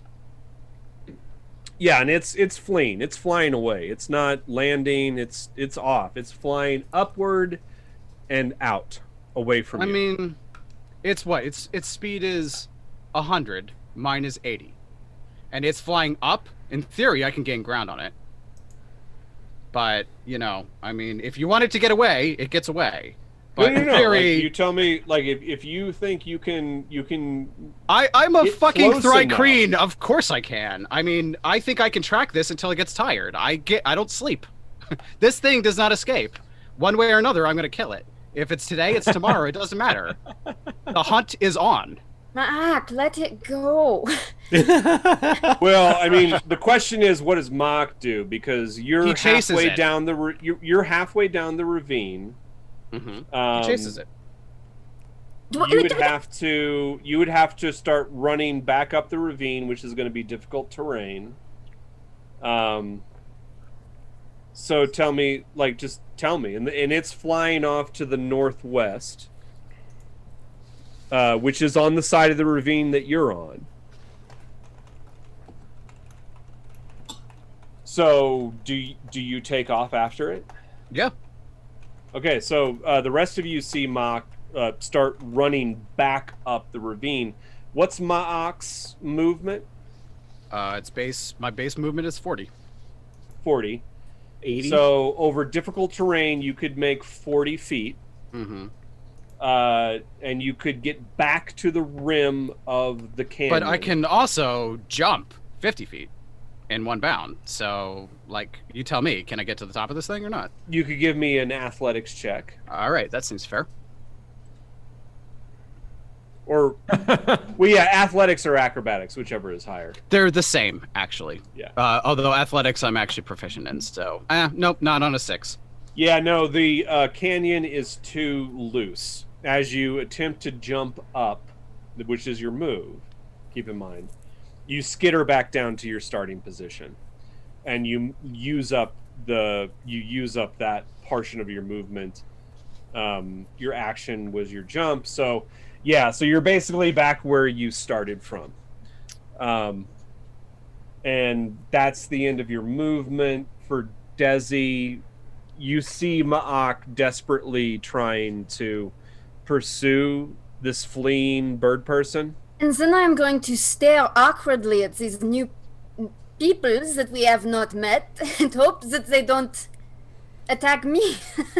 Yeah, and you guys see them that was my now. biggest guns that just ran off.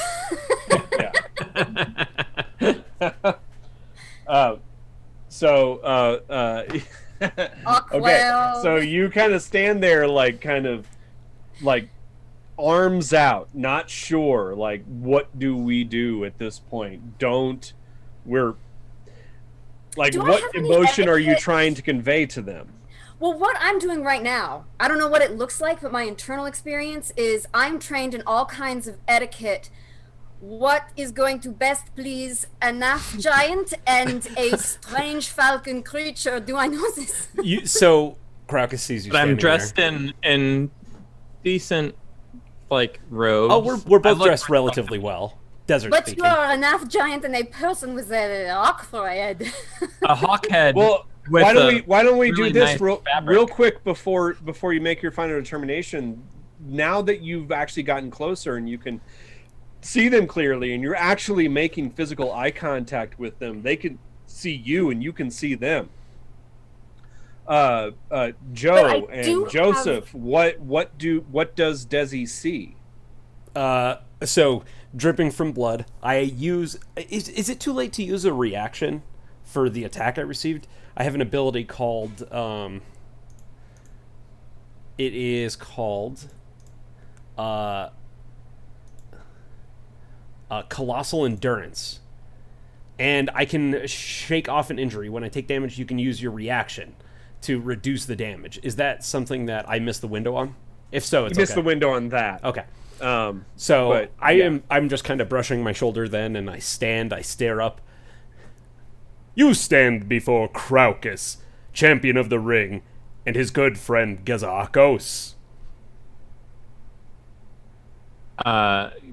Geza does that bird thing where the head goes uncomfortably sideways.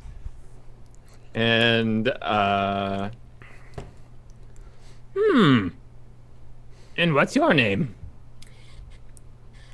I imagine this is the first time I have ever seen, certainly a person, but direct contact with an elf giant. I'm wondering if in my etiquette training there is a gesture or a bow or a greeting that I know will be appropriate and friendly for either of them. I want you to roll, and I want it to be so bad that you fuck it up. Please roll, so that you do the wrong thing. Yeah, give me a.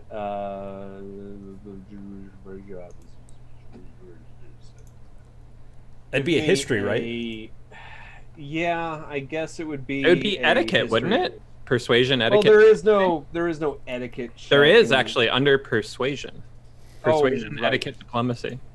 Yeah, I know, but we haven't really gone through all of that. So, give me a persuasion. Give me a. This is more knowledge based, less wisdom based, best under like insight based. So, give me a. Wouldn't it also be charisma based? I mean, it is charisma. It is based. charisma based. Persuasion, etiquette, Charming. diplomacy is all under charisma. Mhm. Yeah, give me Charisma. a persuasion. Just give me a persuasion check. I hope you drill it. Oh, I mean, nice. They- rolled really well. So the first thing that, like, you don't know the first fucking thing about this bird person. You've never seen one. You don't know what they're called. Your first inclination is that this bird person is probably their pet. Literally, because you have never encountered a humanoid creature that looks like a bird. Even though he's dressed so well. I mean, Yeah, you've but seen. like people dress their Bosrogs like people. I have a bow tie People for my dress dog. their Erdlus in sweaters. Do I hold out my hand so he can smell it? So you are utterly confounded by the bird person. But the half giant, you know that the half giants respond well to confidence and strength. Because half giants have no sort of cultural identity of their own. They are a very tragic group of individuals, a race of people who have never been given an opportunity or a chance to express their own individuality. And so because of that, half giants tend to be mimics. They tend to glom on to strong, assertive personalities. Okay, so I'm going to approach and I'm going to make a military gesture.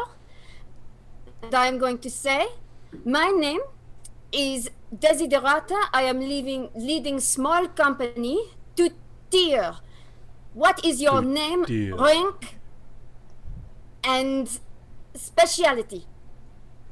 Okay, hold on, because we're going through initiative order still. Well, you know what? Unless before I move on, and we can just we can narrow in. Does anyone else besides Mma'ak have any intention of pursuing this last Orkatha? No. No? No, his flight feathers are more developed than mine. Okay. So, having said that, then yeah, you can begin to engage in conversation. We'll get back around to Mma'ak, and you can decide what it is you want to do. I would kind of like to get back around to Mma'ak right now because Well, you you're said still scrambling. Well, you said I slid And- back down.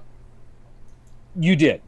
Okay, so if I slid back down the embankment, there's no way I'm catching it up now. I'd have to track it until I got tired. And while I'd love to do that, Mma'ak knows the clutch comes first, and he can't abandon Desi. And Char to a lesser extent, but he can't abandon Desi, so he begrudgingly finds his way coming back to the party, and I will quickly retrieve my chachkachas from the dead Arakakra Okay. I killed with them. Okay. Oh yeah, I want my arrow back too. If I can Yeah. fish it out for her, I will. Okay. Thanks, man. Okay. So you can begin to do that. So we can kind of come in tight now, and sort of everybody give me a sense of what you're doing. The moment As that this- Desi approaches Craucus and gives her rank and all that, Geza completely breaks away and goes to check on Iban to make sure he's stable and everything. Craucus Okay. defaults to being large in the center of the stage. What does that look like? Is that a Superman pose? It's fists on hips? It's one fist on hips, one hand resting the club on the ground, and the club is enormous. It's a small tree to everybody else because I stand about 10, 12 feet tall. Okay, so 10 to 12. Give us an exact place 11. within that. 11. So, for the majority of you, Craucus is literally twice your height and several times your size. When he steps, a thunderous boom and a plume of dust and sand rise up beneath his footfalls. But you also get a sense that Craucus is... There's a lot of bluster in front of Craucus. And what exists behind that is actually someone who is very... Well, I don't know. Describe yourself. Like what's the subtlety of your character's personality? So, I guess to an immediate response, if you were not terrified of his genuine monstrosity in both size and strength, if that didn't immediately bowl you over because he is taller than a house, you would pick up on a lot of the behaviors of maybe a person acting, but not a good actor. Someone who is performing, who is maybe a child who believes they are a superhero. And so you get sort of that. His stride is exaggerated in sort of a demonstrative way. The way he carries himself, it's not an entirely natural gait. There are things that he does that have a flourish to them that don't need to be there. It's a lot of attention-grabbing movements and exaggerated, like speech patterns and how he, gesticulates. And so those are just some of the things you might pick up on if he wasn't actually a monster beast man. Mm-hmm.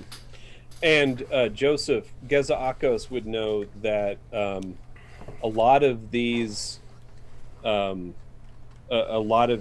affectations that he's currently exhibiting have expressed themselves in the last month and a half since you've taken to the road, because that's exactly the way Iban has been acting. And Iban, up until the time that you left Nibene, was a very calm, giving, thoughtful individual who was not quick to temper and was very considerate of everyone, gave time to everyone. But as soon as you set out upon this caravan journey, Iban became a completely different individual, a forceful, brutal man who brooked absolutely no insult. And that was mainly because of the fact that you were on the road. And when you're on the road in Athos, there's no room for weakness. And so you could see that shift in Craucus's personality instantly, as he mimics Iban's personality. So so that's kind of what you understand from behind the scene. Like, that this is kind of the pattern that he's been following. What alignment have you been following today or during the entire trip, Craucus? Mostly it's been balancing between chaotic good and lawful good. There was one day where I got chastised pretty harshly by Iban, and for that day I was chaotic neutral because I was upset. Okay. Okay. I love it. Okay. Yeah. So yeah, and at this point, Geza Akos, as you walk over to Iban, you're about 15 paces from him, and Geza, or rather Iban, his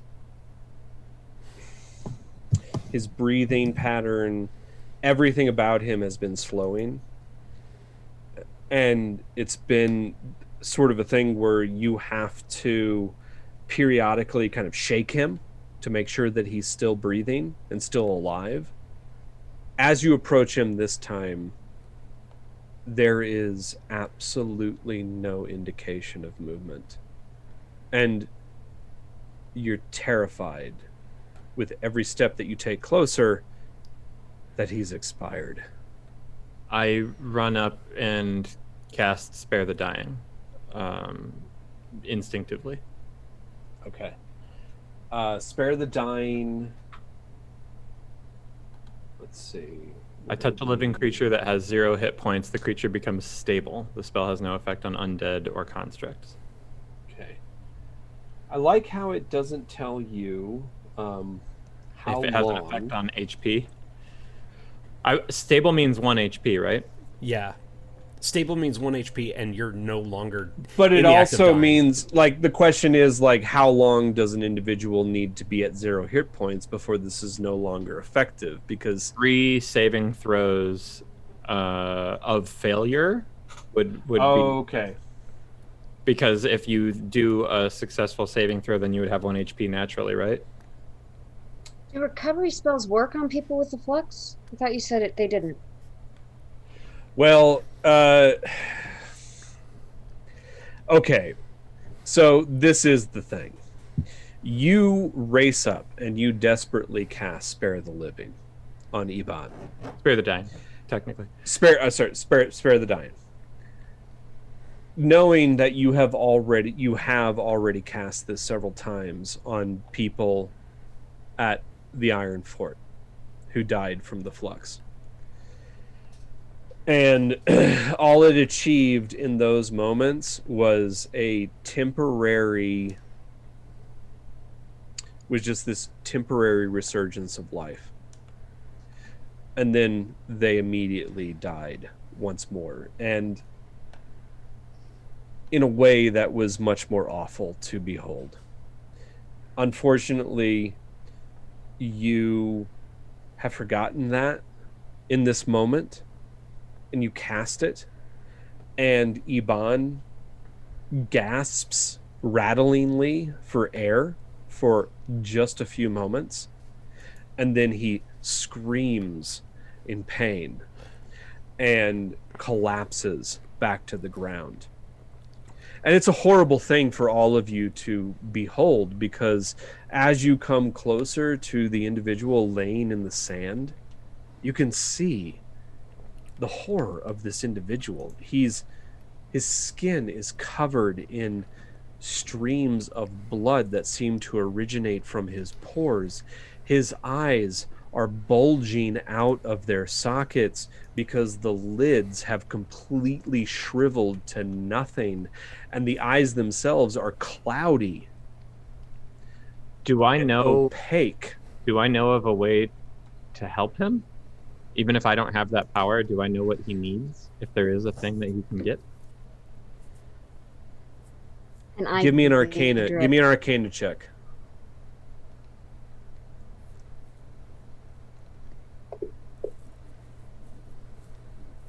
$12.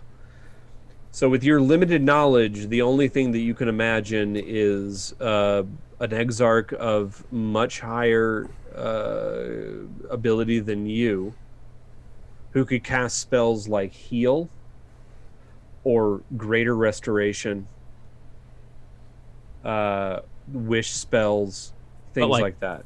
Cure Wounds does have no effect on this? Your experience so far, because you were there at the Iron Fort for the week that the flux was going through, Cure Light Wounds was a temporary fix. What about Prayer of Healing? Same. Prayer Second healing. level healing spell. Let's see. It's for group healing, but Yeah, the problem was any spell that you attempted to cast that was directly related to just basic healing did nothing. You even tried Lesser Restoration, which supposedly should allow you to give the recipient a chance to cure a disease. Didn't work either. But you said it would provide temporary, like it would keep him alive? It would only keep people alive so long as they were alive. And even then, it would only last for a few moments.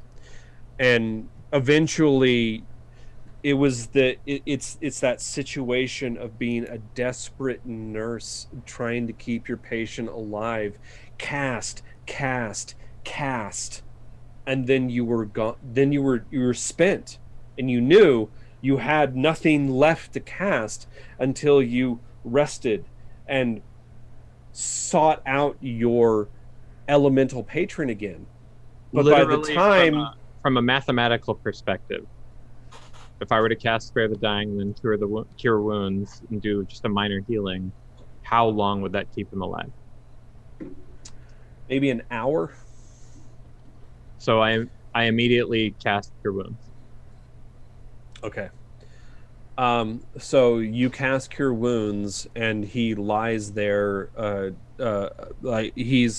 You see because his flesh begins to turn gray, and you cast Spare the Dying. He gasps for air, and then you cast Cure Wounds, and you see this rush of rosy pink flush back into his skin, and he collapses back, but once again, still, he's utterly desiccated, chink sunken, eyes bulging, lips retracted, exposing his entire mouth, human skeleton, blood still oozing from his pores, and he just lays there for the first half hour, vaguely able to communicate.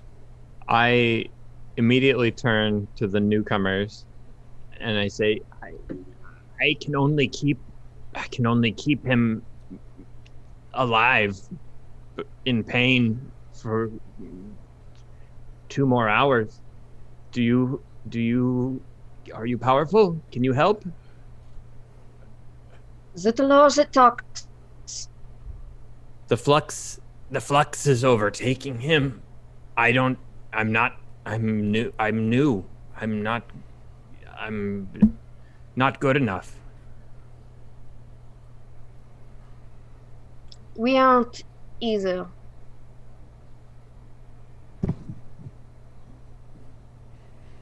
Is Iban going to die? He will if none of you can do better than I. And if you can't, then I won't prolong this. If we could not save Zaun, we cannot save this person.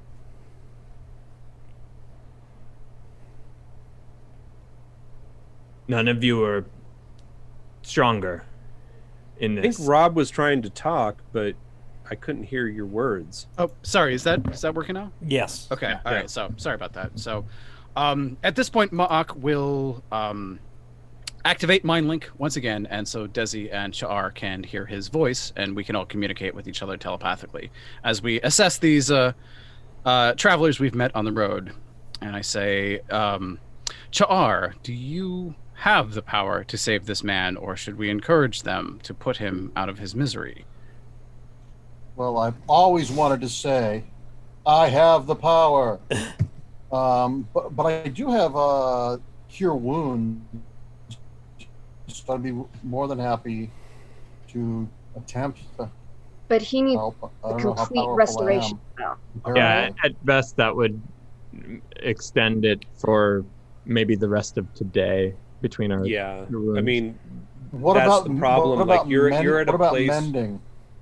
No, that's for Mending is on What inorganic is material, non-living. It's like material. if I tore my coat, Oh, you could okay. fix it. Yeah, or like a door frame, or Yeah. some yeah. wheel axle. This is the thing. Like none of you, Char, you realize to. At best, you can keep Iban alive for the rest of the day until your spells. We also utterly cannot run out. waste the water on another person. You There's say that? too. We don't No. know this person. Let them die. She probably thinks it, and we hear it. But Yeah, no, you the rest do, of you, but the I rest of don't. you probably not. At this point, Yeah, let's be very clear about what is being said aloud to the group and what is being said inside I your would head. not say that aloud. anything the That's three of. for Mma'ak and Chow. Mhm. I say, if there's a moment of silence, I just say, Iban is a good Rais. He's a good man. He brings freedom to the enslaved. He's good. We need him. We do not have the You can- means. you I am can- so sorry. We you do not can have the s- means. Hmm.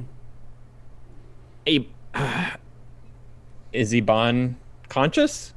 He is conscious, and you can see he's desperately trying to raise his hand. All right. Well, to, hold on. To like wave to you, Geza, and Crocus. Hmm. We'll come close. I don't know if the Clutch is having their own dialogue about this.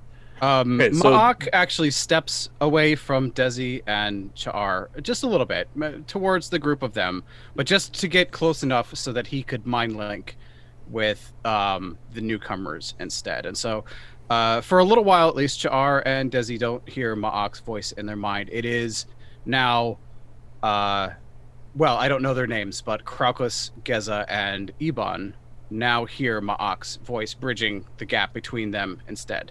So the old man does not, well, I don't know if he's old. So the man doesn't have to struggle to communicate. He can communicate with his mind, and he doesn't have to expend energy on that. And at least they can have their last words. Mma'ak will facilitate that at least.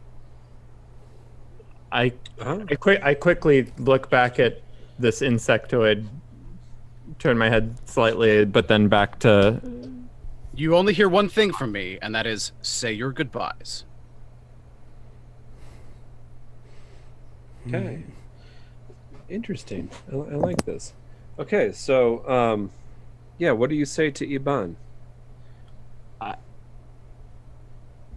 And at this point, you're existing within this space of this isosceles triangle of light between the three of you.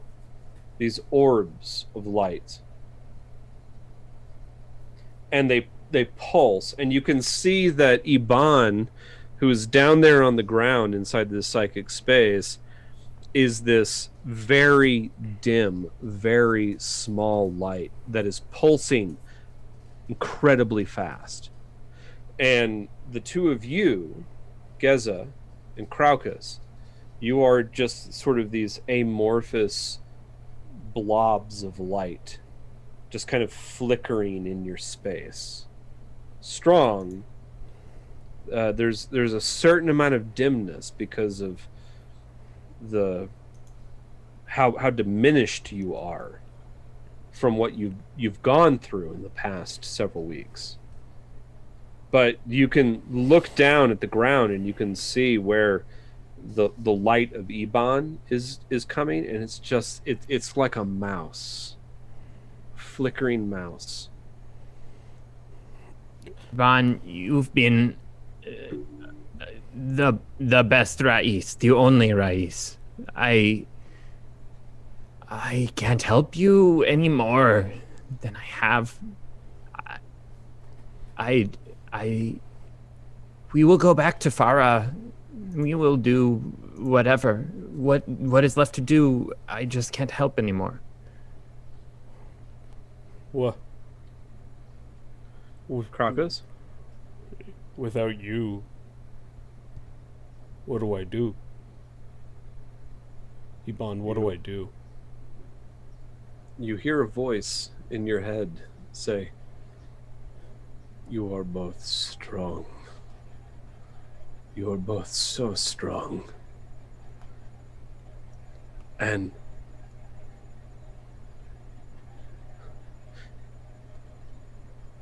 you would have found your way to freedom with or without me.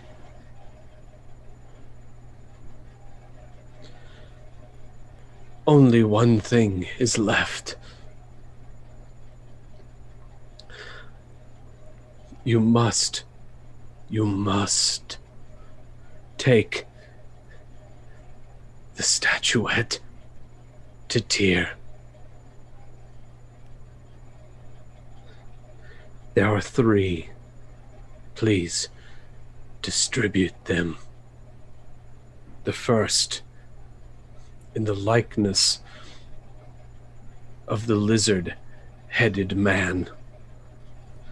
Give to Regnus. Tell him to break it. I know that he strives for knowledge.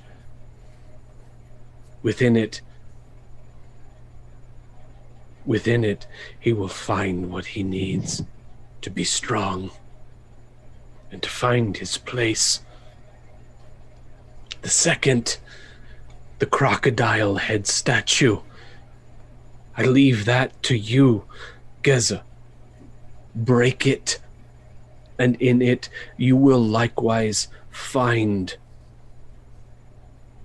your strength.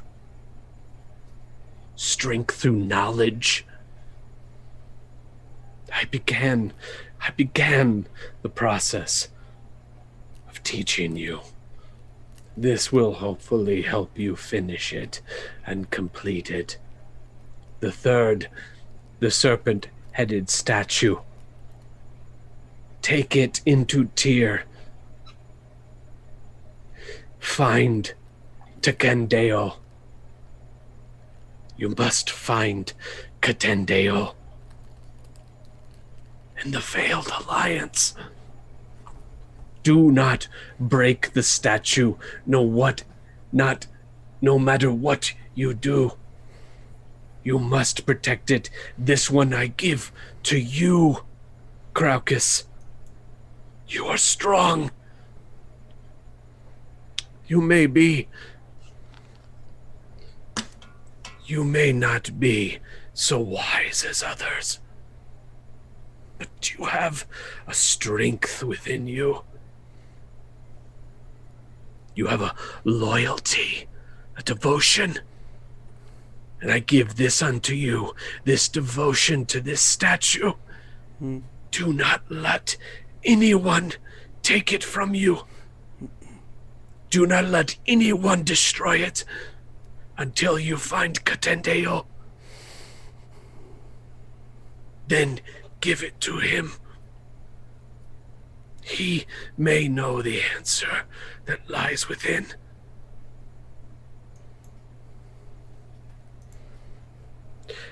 Beyond that,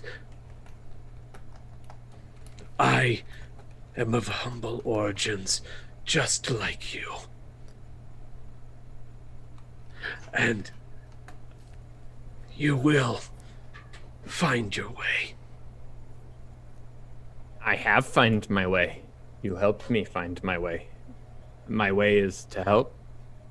My way is to free others from bonds such as you did with myself, with Crowkit. The light of Iban is dimming. Any final words you might have, now is the time to tell them. This is what I say to him. Iban, are there any final words for Farah? We will go back to her. Tell her she is She's the head of the house now. Well, as she always really was. The spiritual heart of House Iban. Just tell her that she was my light. She was the only thing that gave me purpose in this world. She was the one who made me good. She was the one who set me to a greater purpose. She knows, but we will tell her again, Rais. Rest well. Thank you for everything. Iban, I'll protect the statues, and I'll listen to Geza like you tell me to, and I won't spend all of my bits on alcohol and drink. I'll save it like you tell me to. I'll try not to spend it on new things and things that break, and I'll be good. He says, you delicate boy. People call you simple, but you're not. Just follow your heart. It is good.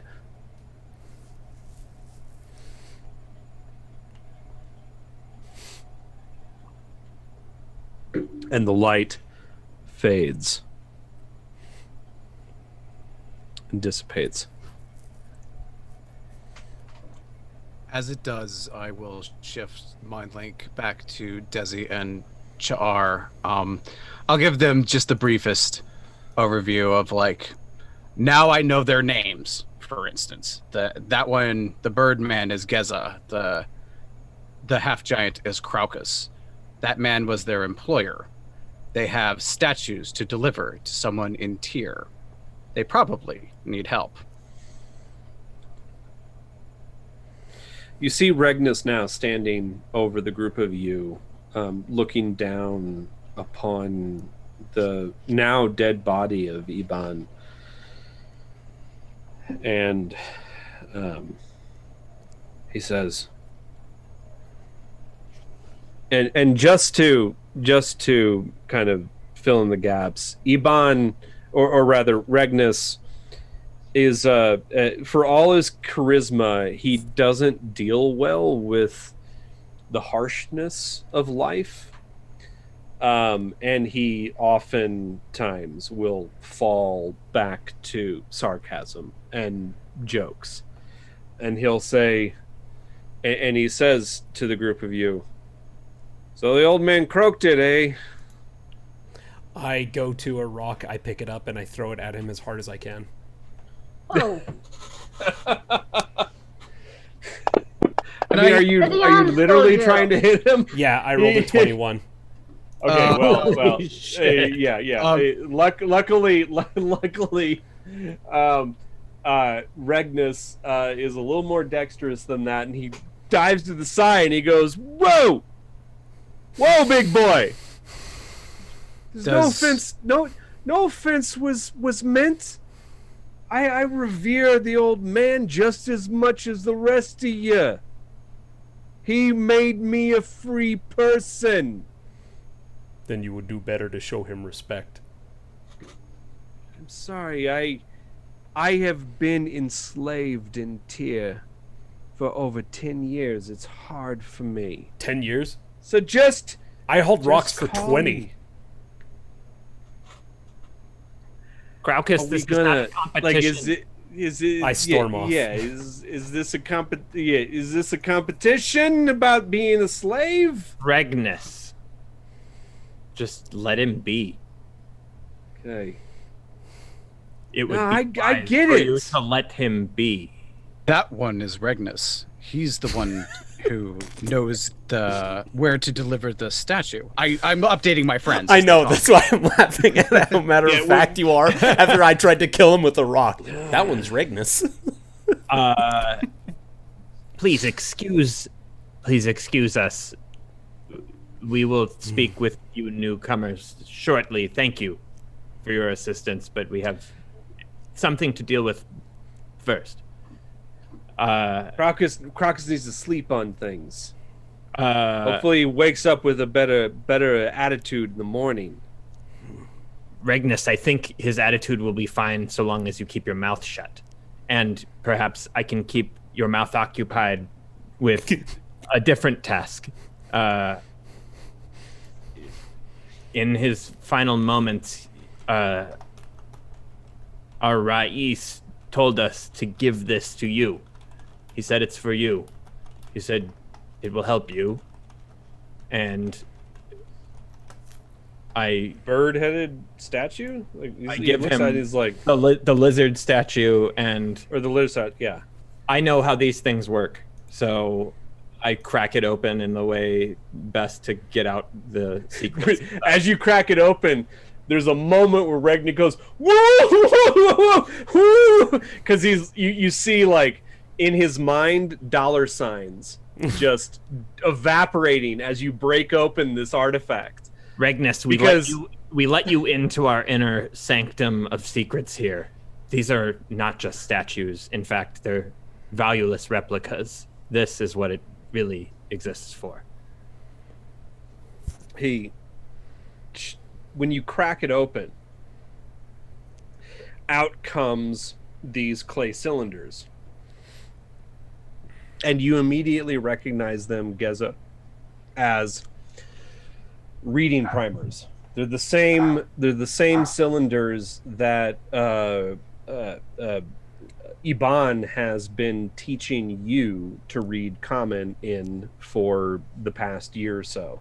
And Sha'ar carries as well, right? What's that? And also the same cylinders that Sha'ar carries? Well, what Sha'ar carries are cylinders of text from the Dwarven Book of Kings. And so what Sha'ar carries are not only cylinders that are in Dwarven, but also in languages that are completely indecipherable. Which Sha'ar has to seek out and discover what these languages on these cylinders are. Whereas the cylinder that is inside the statue you give to Regnus is Common. Okay. And it's the same language that, because ever since you started working for Iban, he's been trying to teach you how to read and write Common. So you're kind of like in the middle of that phase. So, just going forward, keep in mind that you are, you have the ability to possibly read Common, but it will require intelligence checks. Okay. So, while Regnus looks those over, I'm going to take a bio break. Just 1 second. Okay. And as Regnus looks through these cylinders, and there are 6 of them, he realizes what they are based on conversation with Geza, and he kind of walks off from the group. He gets very much choked up and walks away. Does he leave the cylinders? Or... No. He has the cylinders in his hands, but he's obviously a person that doesn't like to show his vulnerability to others. And so the moment you hear him try to talk and he gets kind of choked up, he walks away with the cylinders in hand. What are I ask my companions, what are those weird round things? I've never seen them before. What are they for? Cha, do you know? I'm not sure what his ones are for, but the ones I carry are documents, ancient records that in an ancient language that is still needs to be translated. Mm-hmm. Okay, Mma'ak kind of understands that idea. You mean their language? Written words? Yes. And at this point, Cha'ar sees that Mma'ak actually has turned completely around and now looks him, presumably, straight in the eye. And in a very stern, telepathic voice says, Cha'ar, do you know how to read?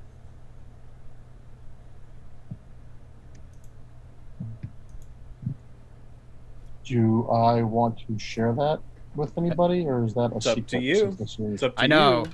it is up to you. In general, no. But Nope. I'm gonna secret- keep it. I'm gonna keep it to myself for the time being. So what's your response then? What do you say to Mma'ak? No, I can't read. A pity. I've been looking for someone who knows how. Now, can Mock sense that I'm not telling the truth? Not because with he's these inside abilities. My head? There are abilities that let me psionically detect lies, but I'm not using them right now. There would be, like, I'm not gonna have you roll insight checks between party members because yeah, I what don't. if I don't like really that. want to? What's that? I said, I what if I mean- really want to roll insight checks on my party members? I mean, there are probably occasions where it makes sense, especially if someone's being duplicitous for whatever reason. But Mma'ak is incredibly trusting of people he travels with, to the point where like Char isn't necessarily in his clutch yet, but he's Yeah. like on that way. And so like he took whatever he said at face value, even if it's completely ridiculous. Okay. So And it would make sense because I mean you're dealing with what is ostensibly an alien culture. Thrycreen and humanoids exist on very different levels from each other. So it would, be an easy subterfuge. Now back when to Geza- Geza Akos, when your Geza statue.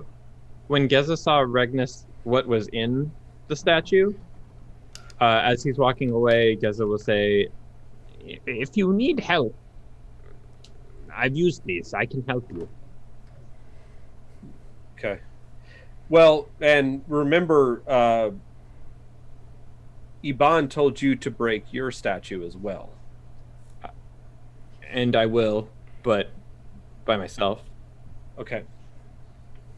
As you say that to Regnus, he just kind of looks back to you and says, Yeah, Birdman. Sure. He's in like this, like Regnus is in this like place of deep contemplation right now where he's obviously reassessing who like his entire place in the world. And you're still not exactly sure why. So this is just distracting me. The combat tracker shows me how strong Regnus is. Is that something we can tell? No. What do you mean? Like in terms of hit points? His hit points, he's like twice as strong as any of us. He's stronger than our half giant. Do I know that instinctively? You know that Regnus is a sinewy motherfucker. Regnus, okay, so just to give like let's give a full character description of Regnus. Regnus first is a half elf. Okay.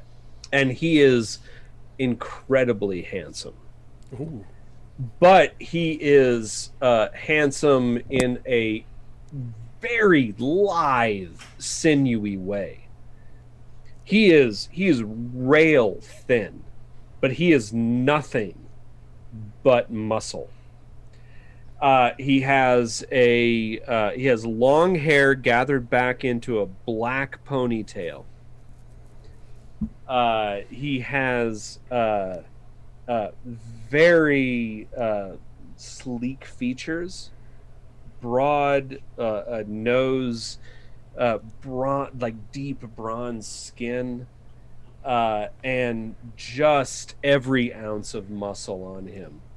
He has these like incredibly powerful hands that suggest the 10 years he spent in Tyr working on the ziggurat, which is what you know of him. That he has been a laborer on the ziggurat. And his forearms are massive. The first time you shook his hand, he nearly crushed your hand. And that all belies his like small stature. But he always hides behind sarcasm and wit to hide, like who he really is. So this is sort of your first moment of vulnerability with him. Yeah, so I'll just double down and say, Regnus, I'm Chance, I'm sorry. Chance, I really appreciate the help you gave today and the care that you have and had for my Rais. Please don't take offense to Craucus. Just be gentle with him as well. He needs kid gloves. I've worked with people like Craucus for 10 years. They're reactionary, but they mean well. They want the same thing that everybody else wants. They want freedom. They want respect. And he deserves it. He's very, very useful to have around, that Craucus. He's good when he wants to be, but always useful. Well, he's more than useful. He's a person. And half-giants are... I've worked with so many half-giants on the ziggurat. They're seeking something. They're seeking some kind of unity, some kind of community. I've had, I don't know how many half-giants emulate me, emulate the Templars, emulate even Kalik, that bastard. So we do well I to understand. provide him with a good example, is my point. Yes. I understand where you're coming from also, but we just need to care a little bit more about where he's coming from. It's hard for me, but no, I never expected this. What did he give you? What did Iban give you? You've been with him far longer than I have. I've been with Iban for 3 days. But he And then saw a few something- more at the Iron Fort, but 3 days in the wilderness. You've been with him for how long? A long time. My entire freedom, certainly. I don't know what he gave to me. I suppose I can open it now. I would... It feels private. But it's not. I should get over it. All I know is that he gave me the gift of literacy. And you know what I'm going to do with this? Spread it. I'm I going hope. to take it to the free. Okay, so when you first met Regnus, Chance, he was talking about the free from the moment that you had any time to spend with him. And the free is a tribe of former enslaved people who have created this this fabled life for themselves somewhere hidden in the region, supposedly in the foothills of the Ringing Mountains.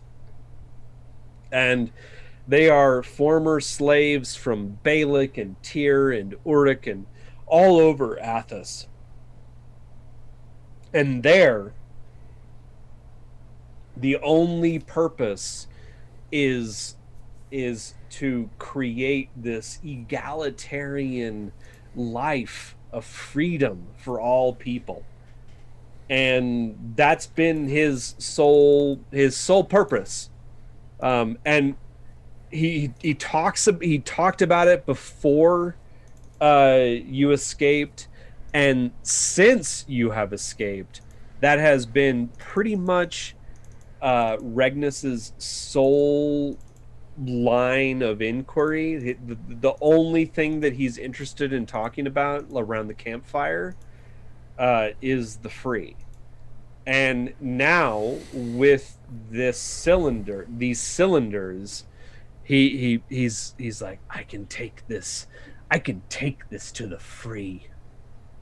This is my entrance fee into the free. With these cylinders, they can't not let me in. I'm going to be free for once in my fucking life. 10 years in the ziggurat. 15 years as a potter. Serve in servitude to a potter in Tyr. My entire life. Chance, I must stop you. I just want you to know it's not a bargaining chip. You're spreading information. You're spreading freedom. It's better than that. You're better than that. Don't think of it as a mere transaction. This is empowering. It's hard to not think of things as transaction. My entire life has been transaction. I have been a transaction my entire life. They came 10 years ago in Tyr to my master, my enslaver, who was a potter. I was his glazer. And the ziggurat had progressed to the point where they were ready to begin encapsulating the entire ziggurat in glazed tiles. And so they came around his Templars and they enslaved us all. Or they took us from our other masters and subjected us to an even worse fate. You've never had a Rais. No. We don't have a word for Rais in Tyr. There is master and enslaved.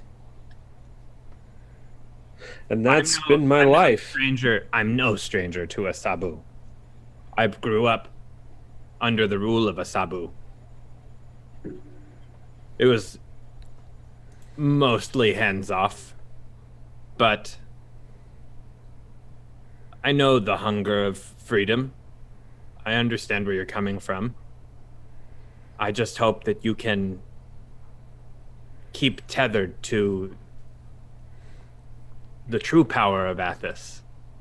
We are all one people, and to lower yourself to the thought process of a slave master is... we're all above that. Even if they hold power, the true power is in knowing yourself.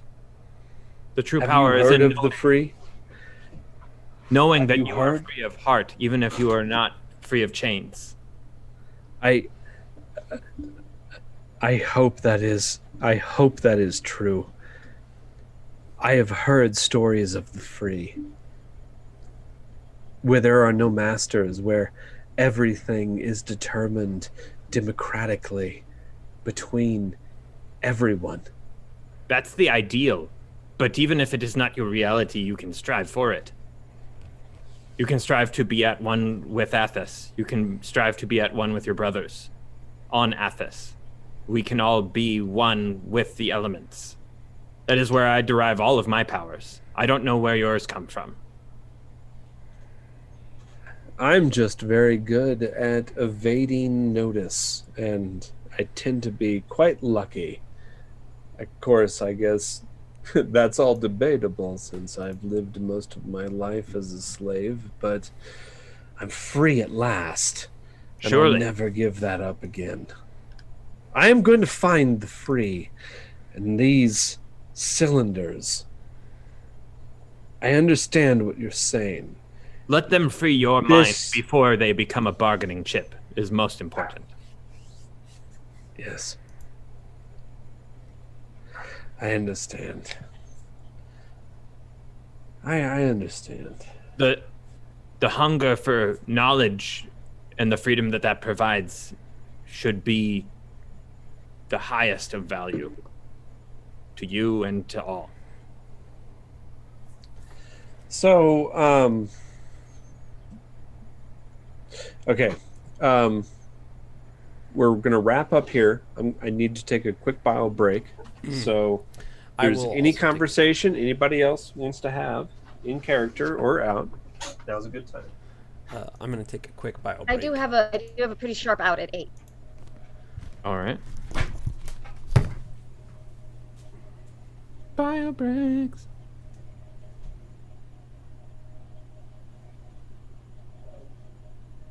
Did you lose Mark, or is he still here? No, I'm still here. My Okay. connection's bad, so Yeah. I can. No problem. As I break away from Chance, I would like to say to Mma'ak, Thank you. Thank you for what you did. And my name is Geza. All right. Well, Geza hears a voice in his mind from Mma'ak, who says, I am Marc Andreyko, also known as the Bringer of Friends, as it might translate into the common tongue. With me is Desiderata and Cha'ar, the inscrutable exarch of fire. You do bring friends. Excellent. From the village of Kled, you may know it. We are on our way to seeking the city of Tyr, but we have encountered these. I struggle with the word because I don't actually know it in the common tongue, so it translates as. Let's see. He'd probably call them Kostrin, which is sort of like near air people or air near people, flying near people. Basically, he's calling them these subhuman vulture folk. It's clear Mma'ak doesn't care for them particularly. They are called Orkatha specifically, though as you can tell, we have some overlap in heritage. Collectively, we are all Arakokra.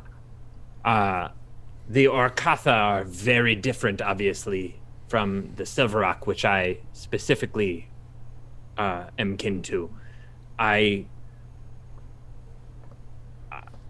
have a very different value system than the Orkatha, though I have unfortunately been in close contact with them for much of my life.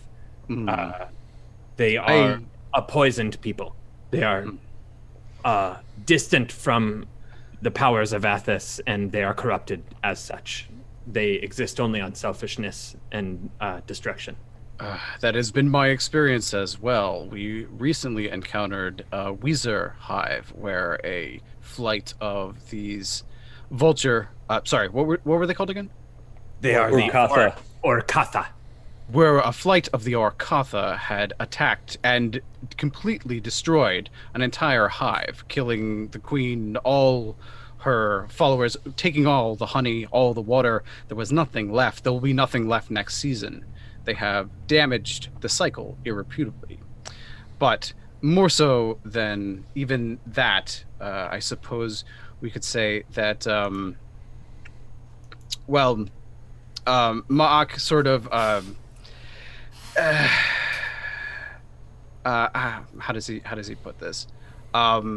Anyway, at this point, Desi sort of hears Mma'ak's voice in her mind too, and he says, "Desi, I am having trouble with these common words. Could you please help me speak to this person?" Of course. And at that point, he will basically release this, and I think Mma'ak probably needs to sit and meditate a little bit. He's been expending an awful lot of his psychic energy, so he will probably he'll maintain this telepathic communication. But unless we're going somewhere, you see Mma'ak just sits down on this rock and sort of starts to meditate, facilitating this additional conversation. Which now I'll even loop in Crocus. So now we can all speak. Okay. I appreciate what you do, communicator. This man, he brings us together, and this is my entire purpose in life, is to bring others together and to bring us all in connection with Athos. So thank you, sir, and thank you to all for the aid that you provided today. Unfortunately, we could not save our Rais Iban, a great man. But There's a Bozrog barking somewhere near. Mma'ak will say, "It is my honor to serve as a tech chakak for my people, and use my telepathic abilities to share experience. Even memories can be shared through the conduit of my mind. But more so even than that, we are connectors, you and I. It seems that it is in our nature to bring others together, possibly those who need one another in times of strife. And while it is a great tragedy that we have to bid farewell to your great benefactor," as Mma'ak gestures with two of his arms towards your now deceased friend, Ipan, "may your paths cross again in another life, for we are all on the circle of Dej, incarnating and reincarnating and countering and re-encountering one another over and over to some great purpose for Athos and beyond." This Dej I've never heard of, but There's only life and death. speak more Yeah. on this. You're like, okay, weirdo, cool. Mma'ak seems. sound of it. Oh no, that's totally fine. And Mma'ak seems completely matter of fact about it. Like it's not even a debatable idea. It's something that is. So real quick, as we wrap up this evening, obviously this day is coming to a close, and you know that you can't really make any progress now, except for maybe a few more 100 yards up the canyon, so that you are not exactly where you left all of these dead Orcatha. And certainly you can take one and attempt to butcher it for food. I would which- like to know. I would like to feel a certain way about that, and I don't want to instinctively feel a certain way about that, but I feel like Well, you're a falcon person, and as a falcon person, you've ate many birds. great. Okay, that's that's my assumption. Great. Okay. So, the Orcatha are technically not your species. Right. You would not be able to interbreed with them. Right. So the Arakakra appellation is a construct of the broader world, because they are not your people. And not to say that diminishes them, because there was that one person who gave you a perspective that we are not who we are raised to be. We are who we are not who we are born to be. Rather, we are who we are raised to be. Right. I believe that the Orkatha could choose to rise up from the muck if they so saw fit. But yeah. And so, having said that, real quick, as the group of you make camp at a safe distance, we will say that Regnus takes a particular interest in one member of your group. He is a half-elf, and he takes a particular interest that night in Desi, and kind of sidles up to you and begins to kind of really engage you in conversation. We can leave that for next time. Okay. Next session is going to end with him being dead. We'll just say that when it first starts to happen, you're uncertain whether or not he recognizes you as a half-elf or a woman. So you're kind of taken aback. You're taken off guard because your life up until for the past several months has been nothing but survival. And so every interaction that you have had has been all about what is the motivation of this individual as an antagonist to myself. And so it's hard now when Regnus starts throwing on his charm what he means. And for the rest of you, it really kind of comes down to, for Geza Akos and Craucus, it's about this night celebrating the life of this individual, Iban. And for Mma'ak and Sha'ar, once again you're confronted with the specter of death. You set out from Uruk. Death ensued. You fled through the desert, fleeing death, engaging in death. Death was everything. Kled, death. The cave-in, death. Everything has been this brutal effort to survive. And now there's this moment in the night, which we'll pick up next time, where you can all kind of choose to say what it is you want to say. Choose to live. What it means to be in Athos. So, and that's where we'll pick up next time. Okay. Right, and sorry I have to duck out so fast, friends. No, you're okay. Say good night. No. Absolutely. Good night, everyone. Thank you for listening in.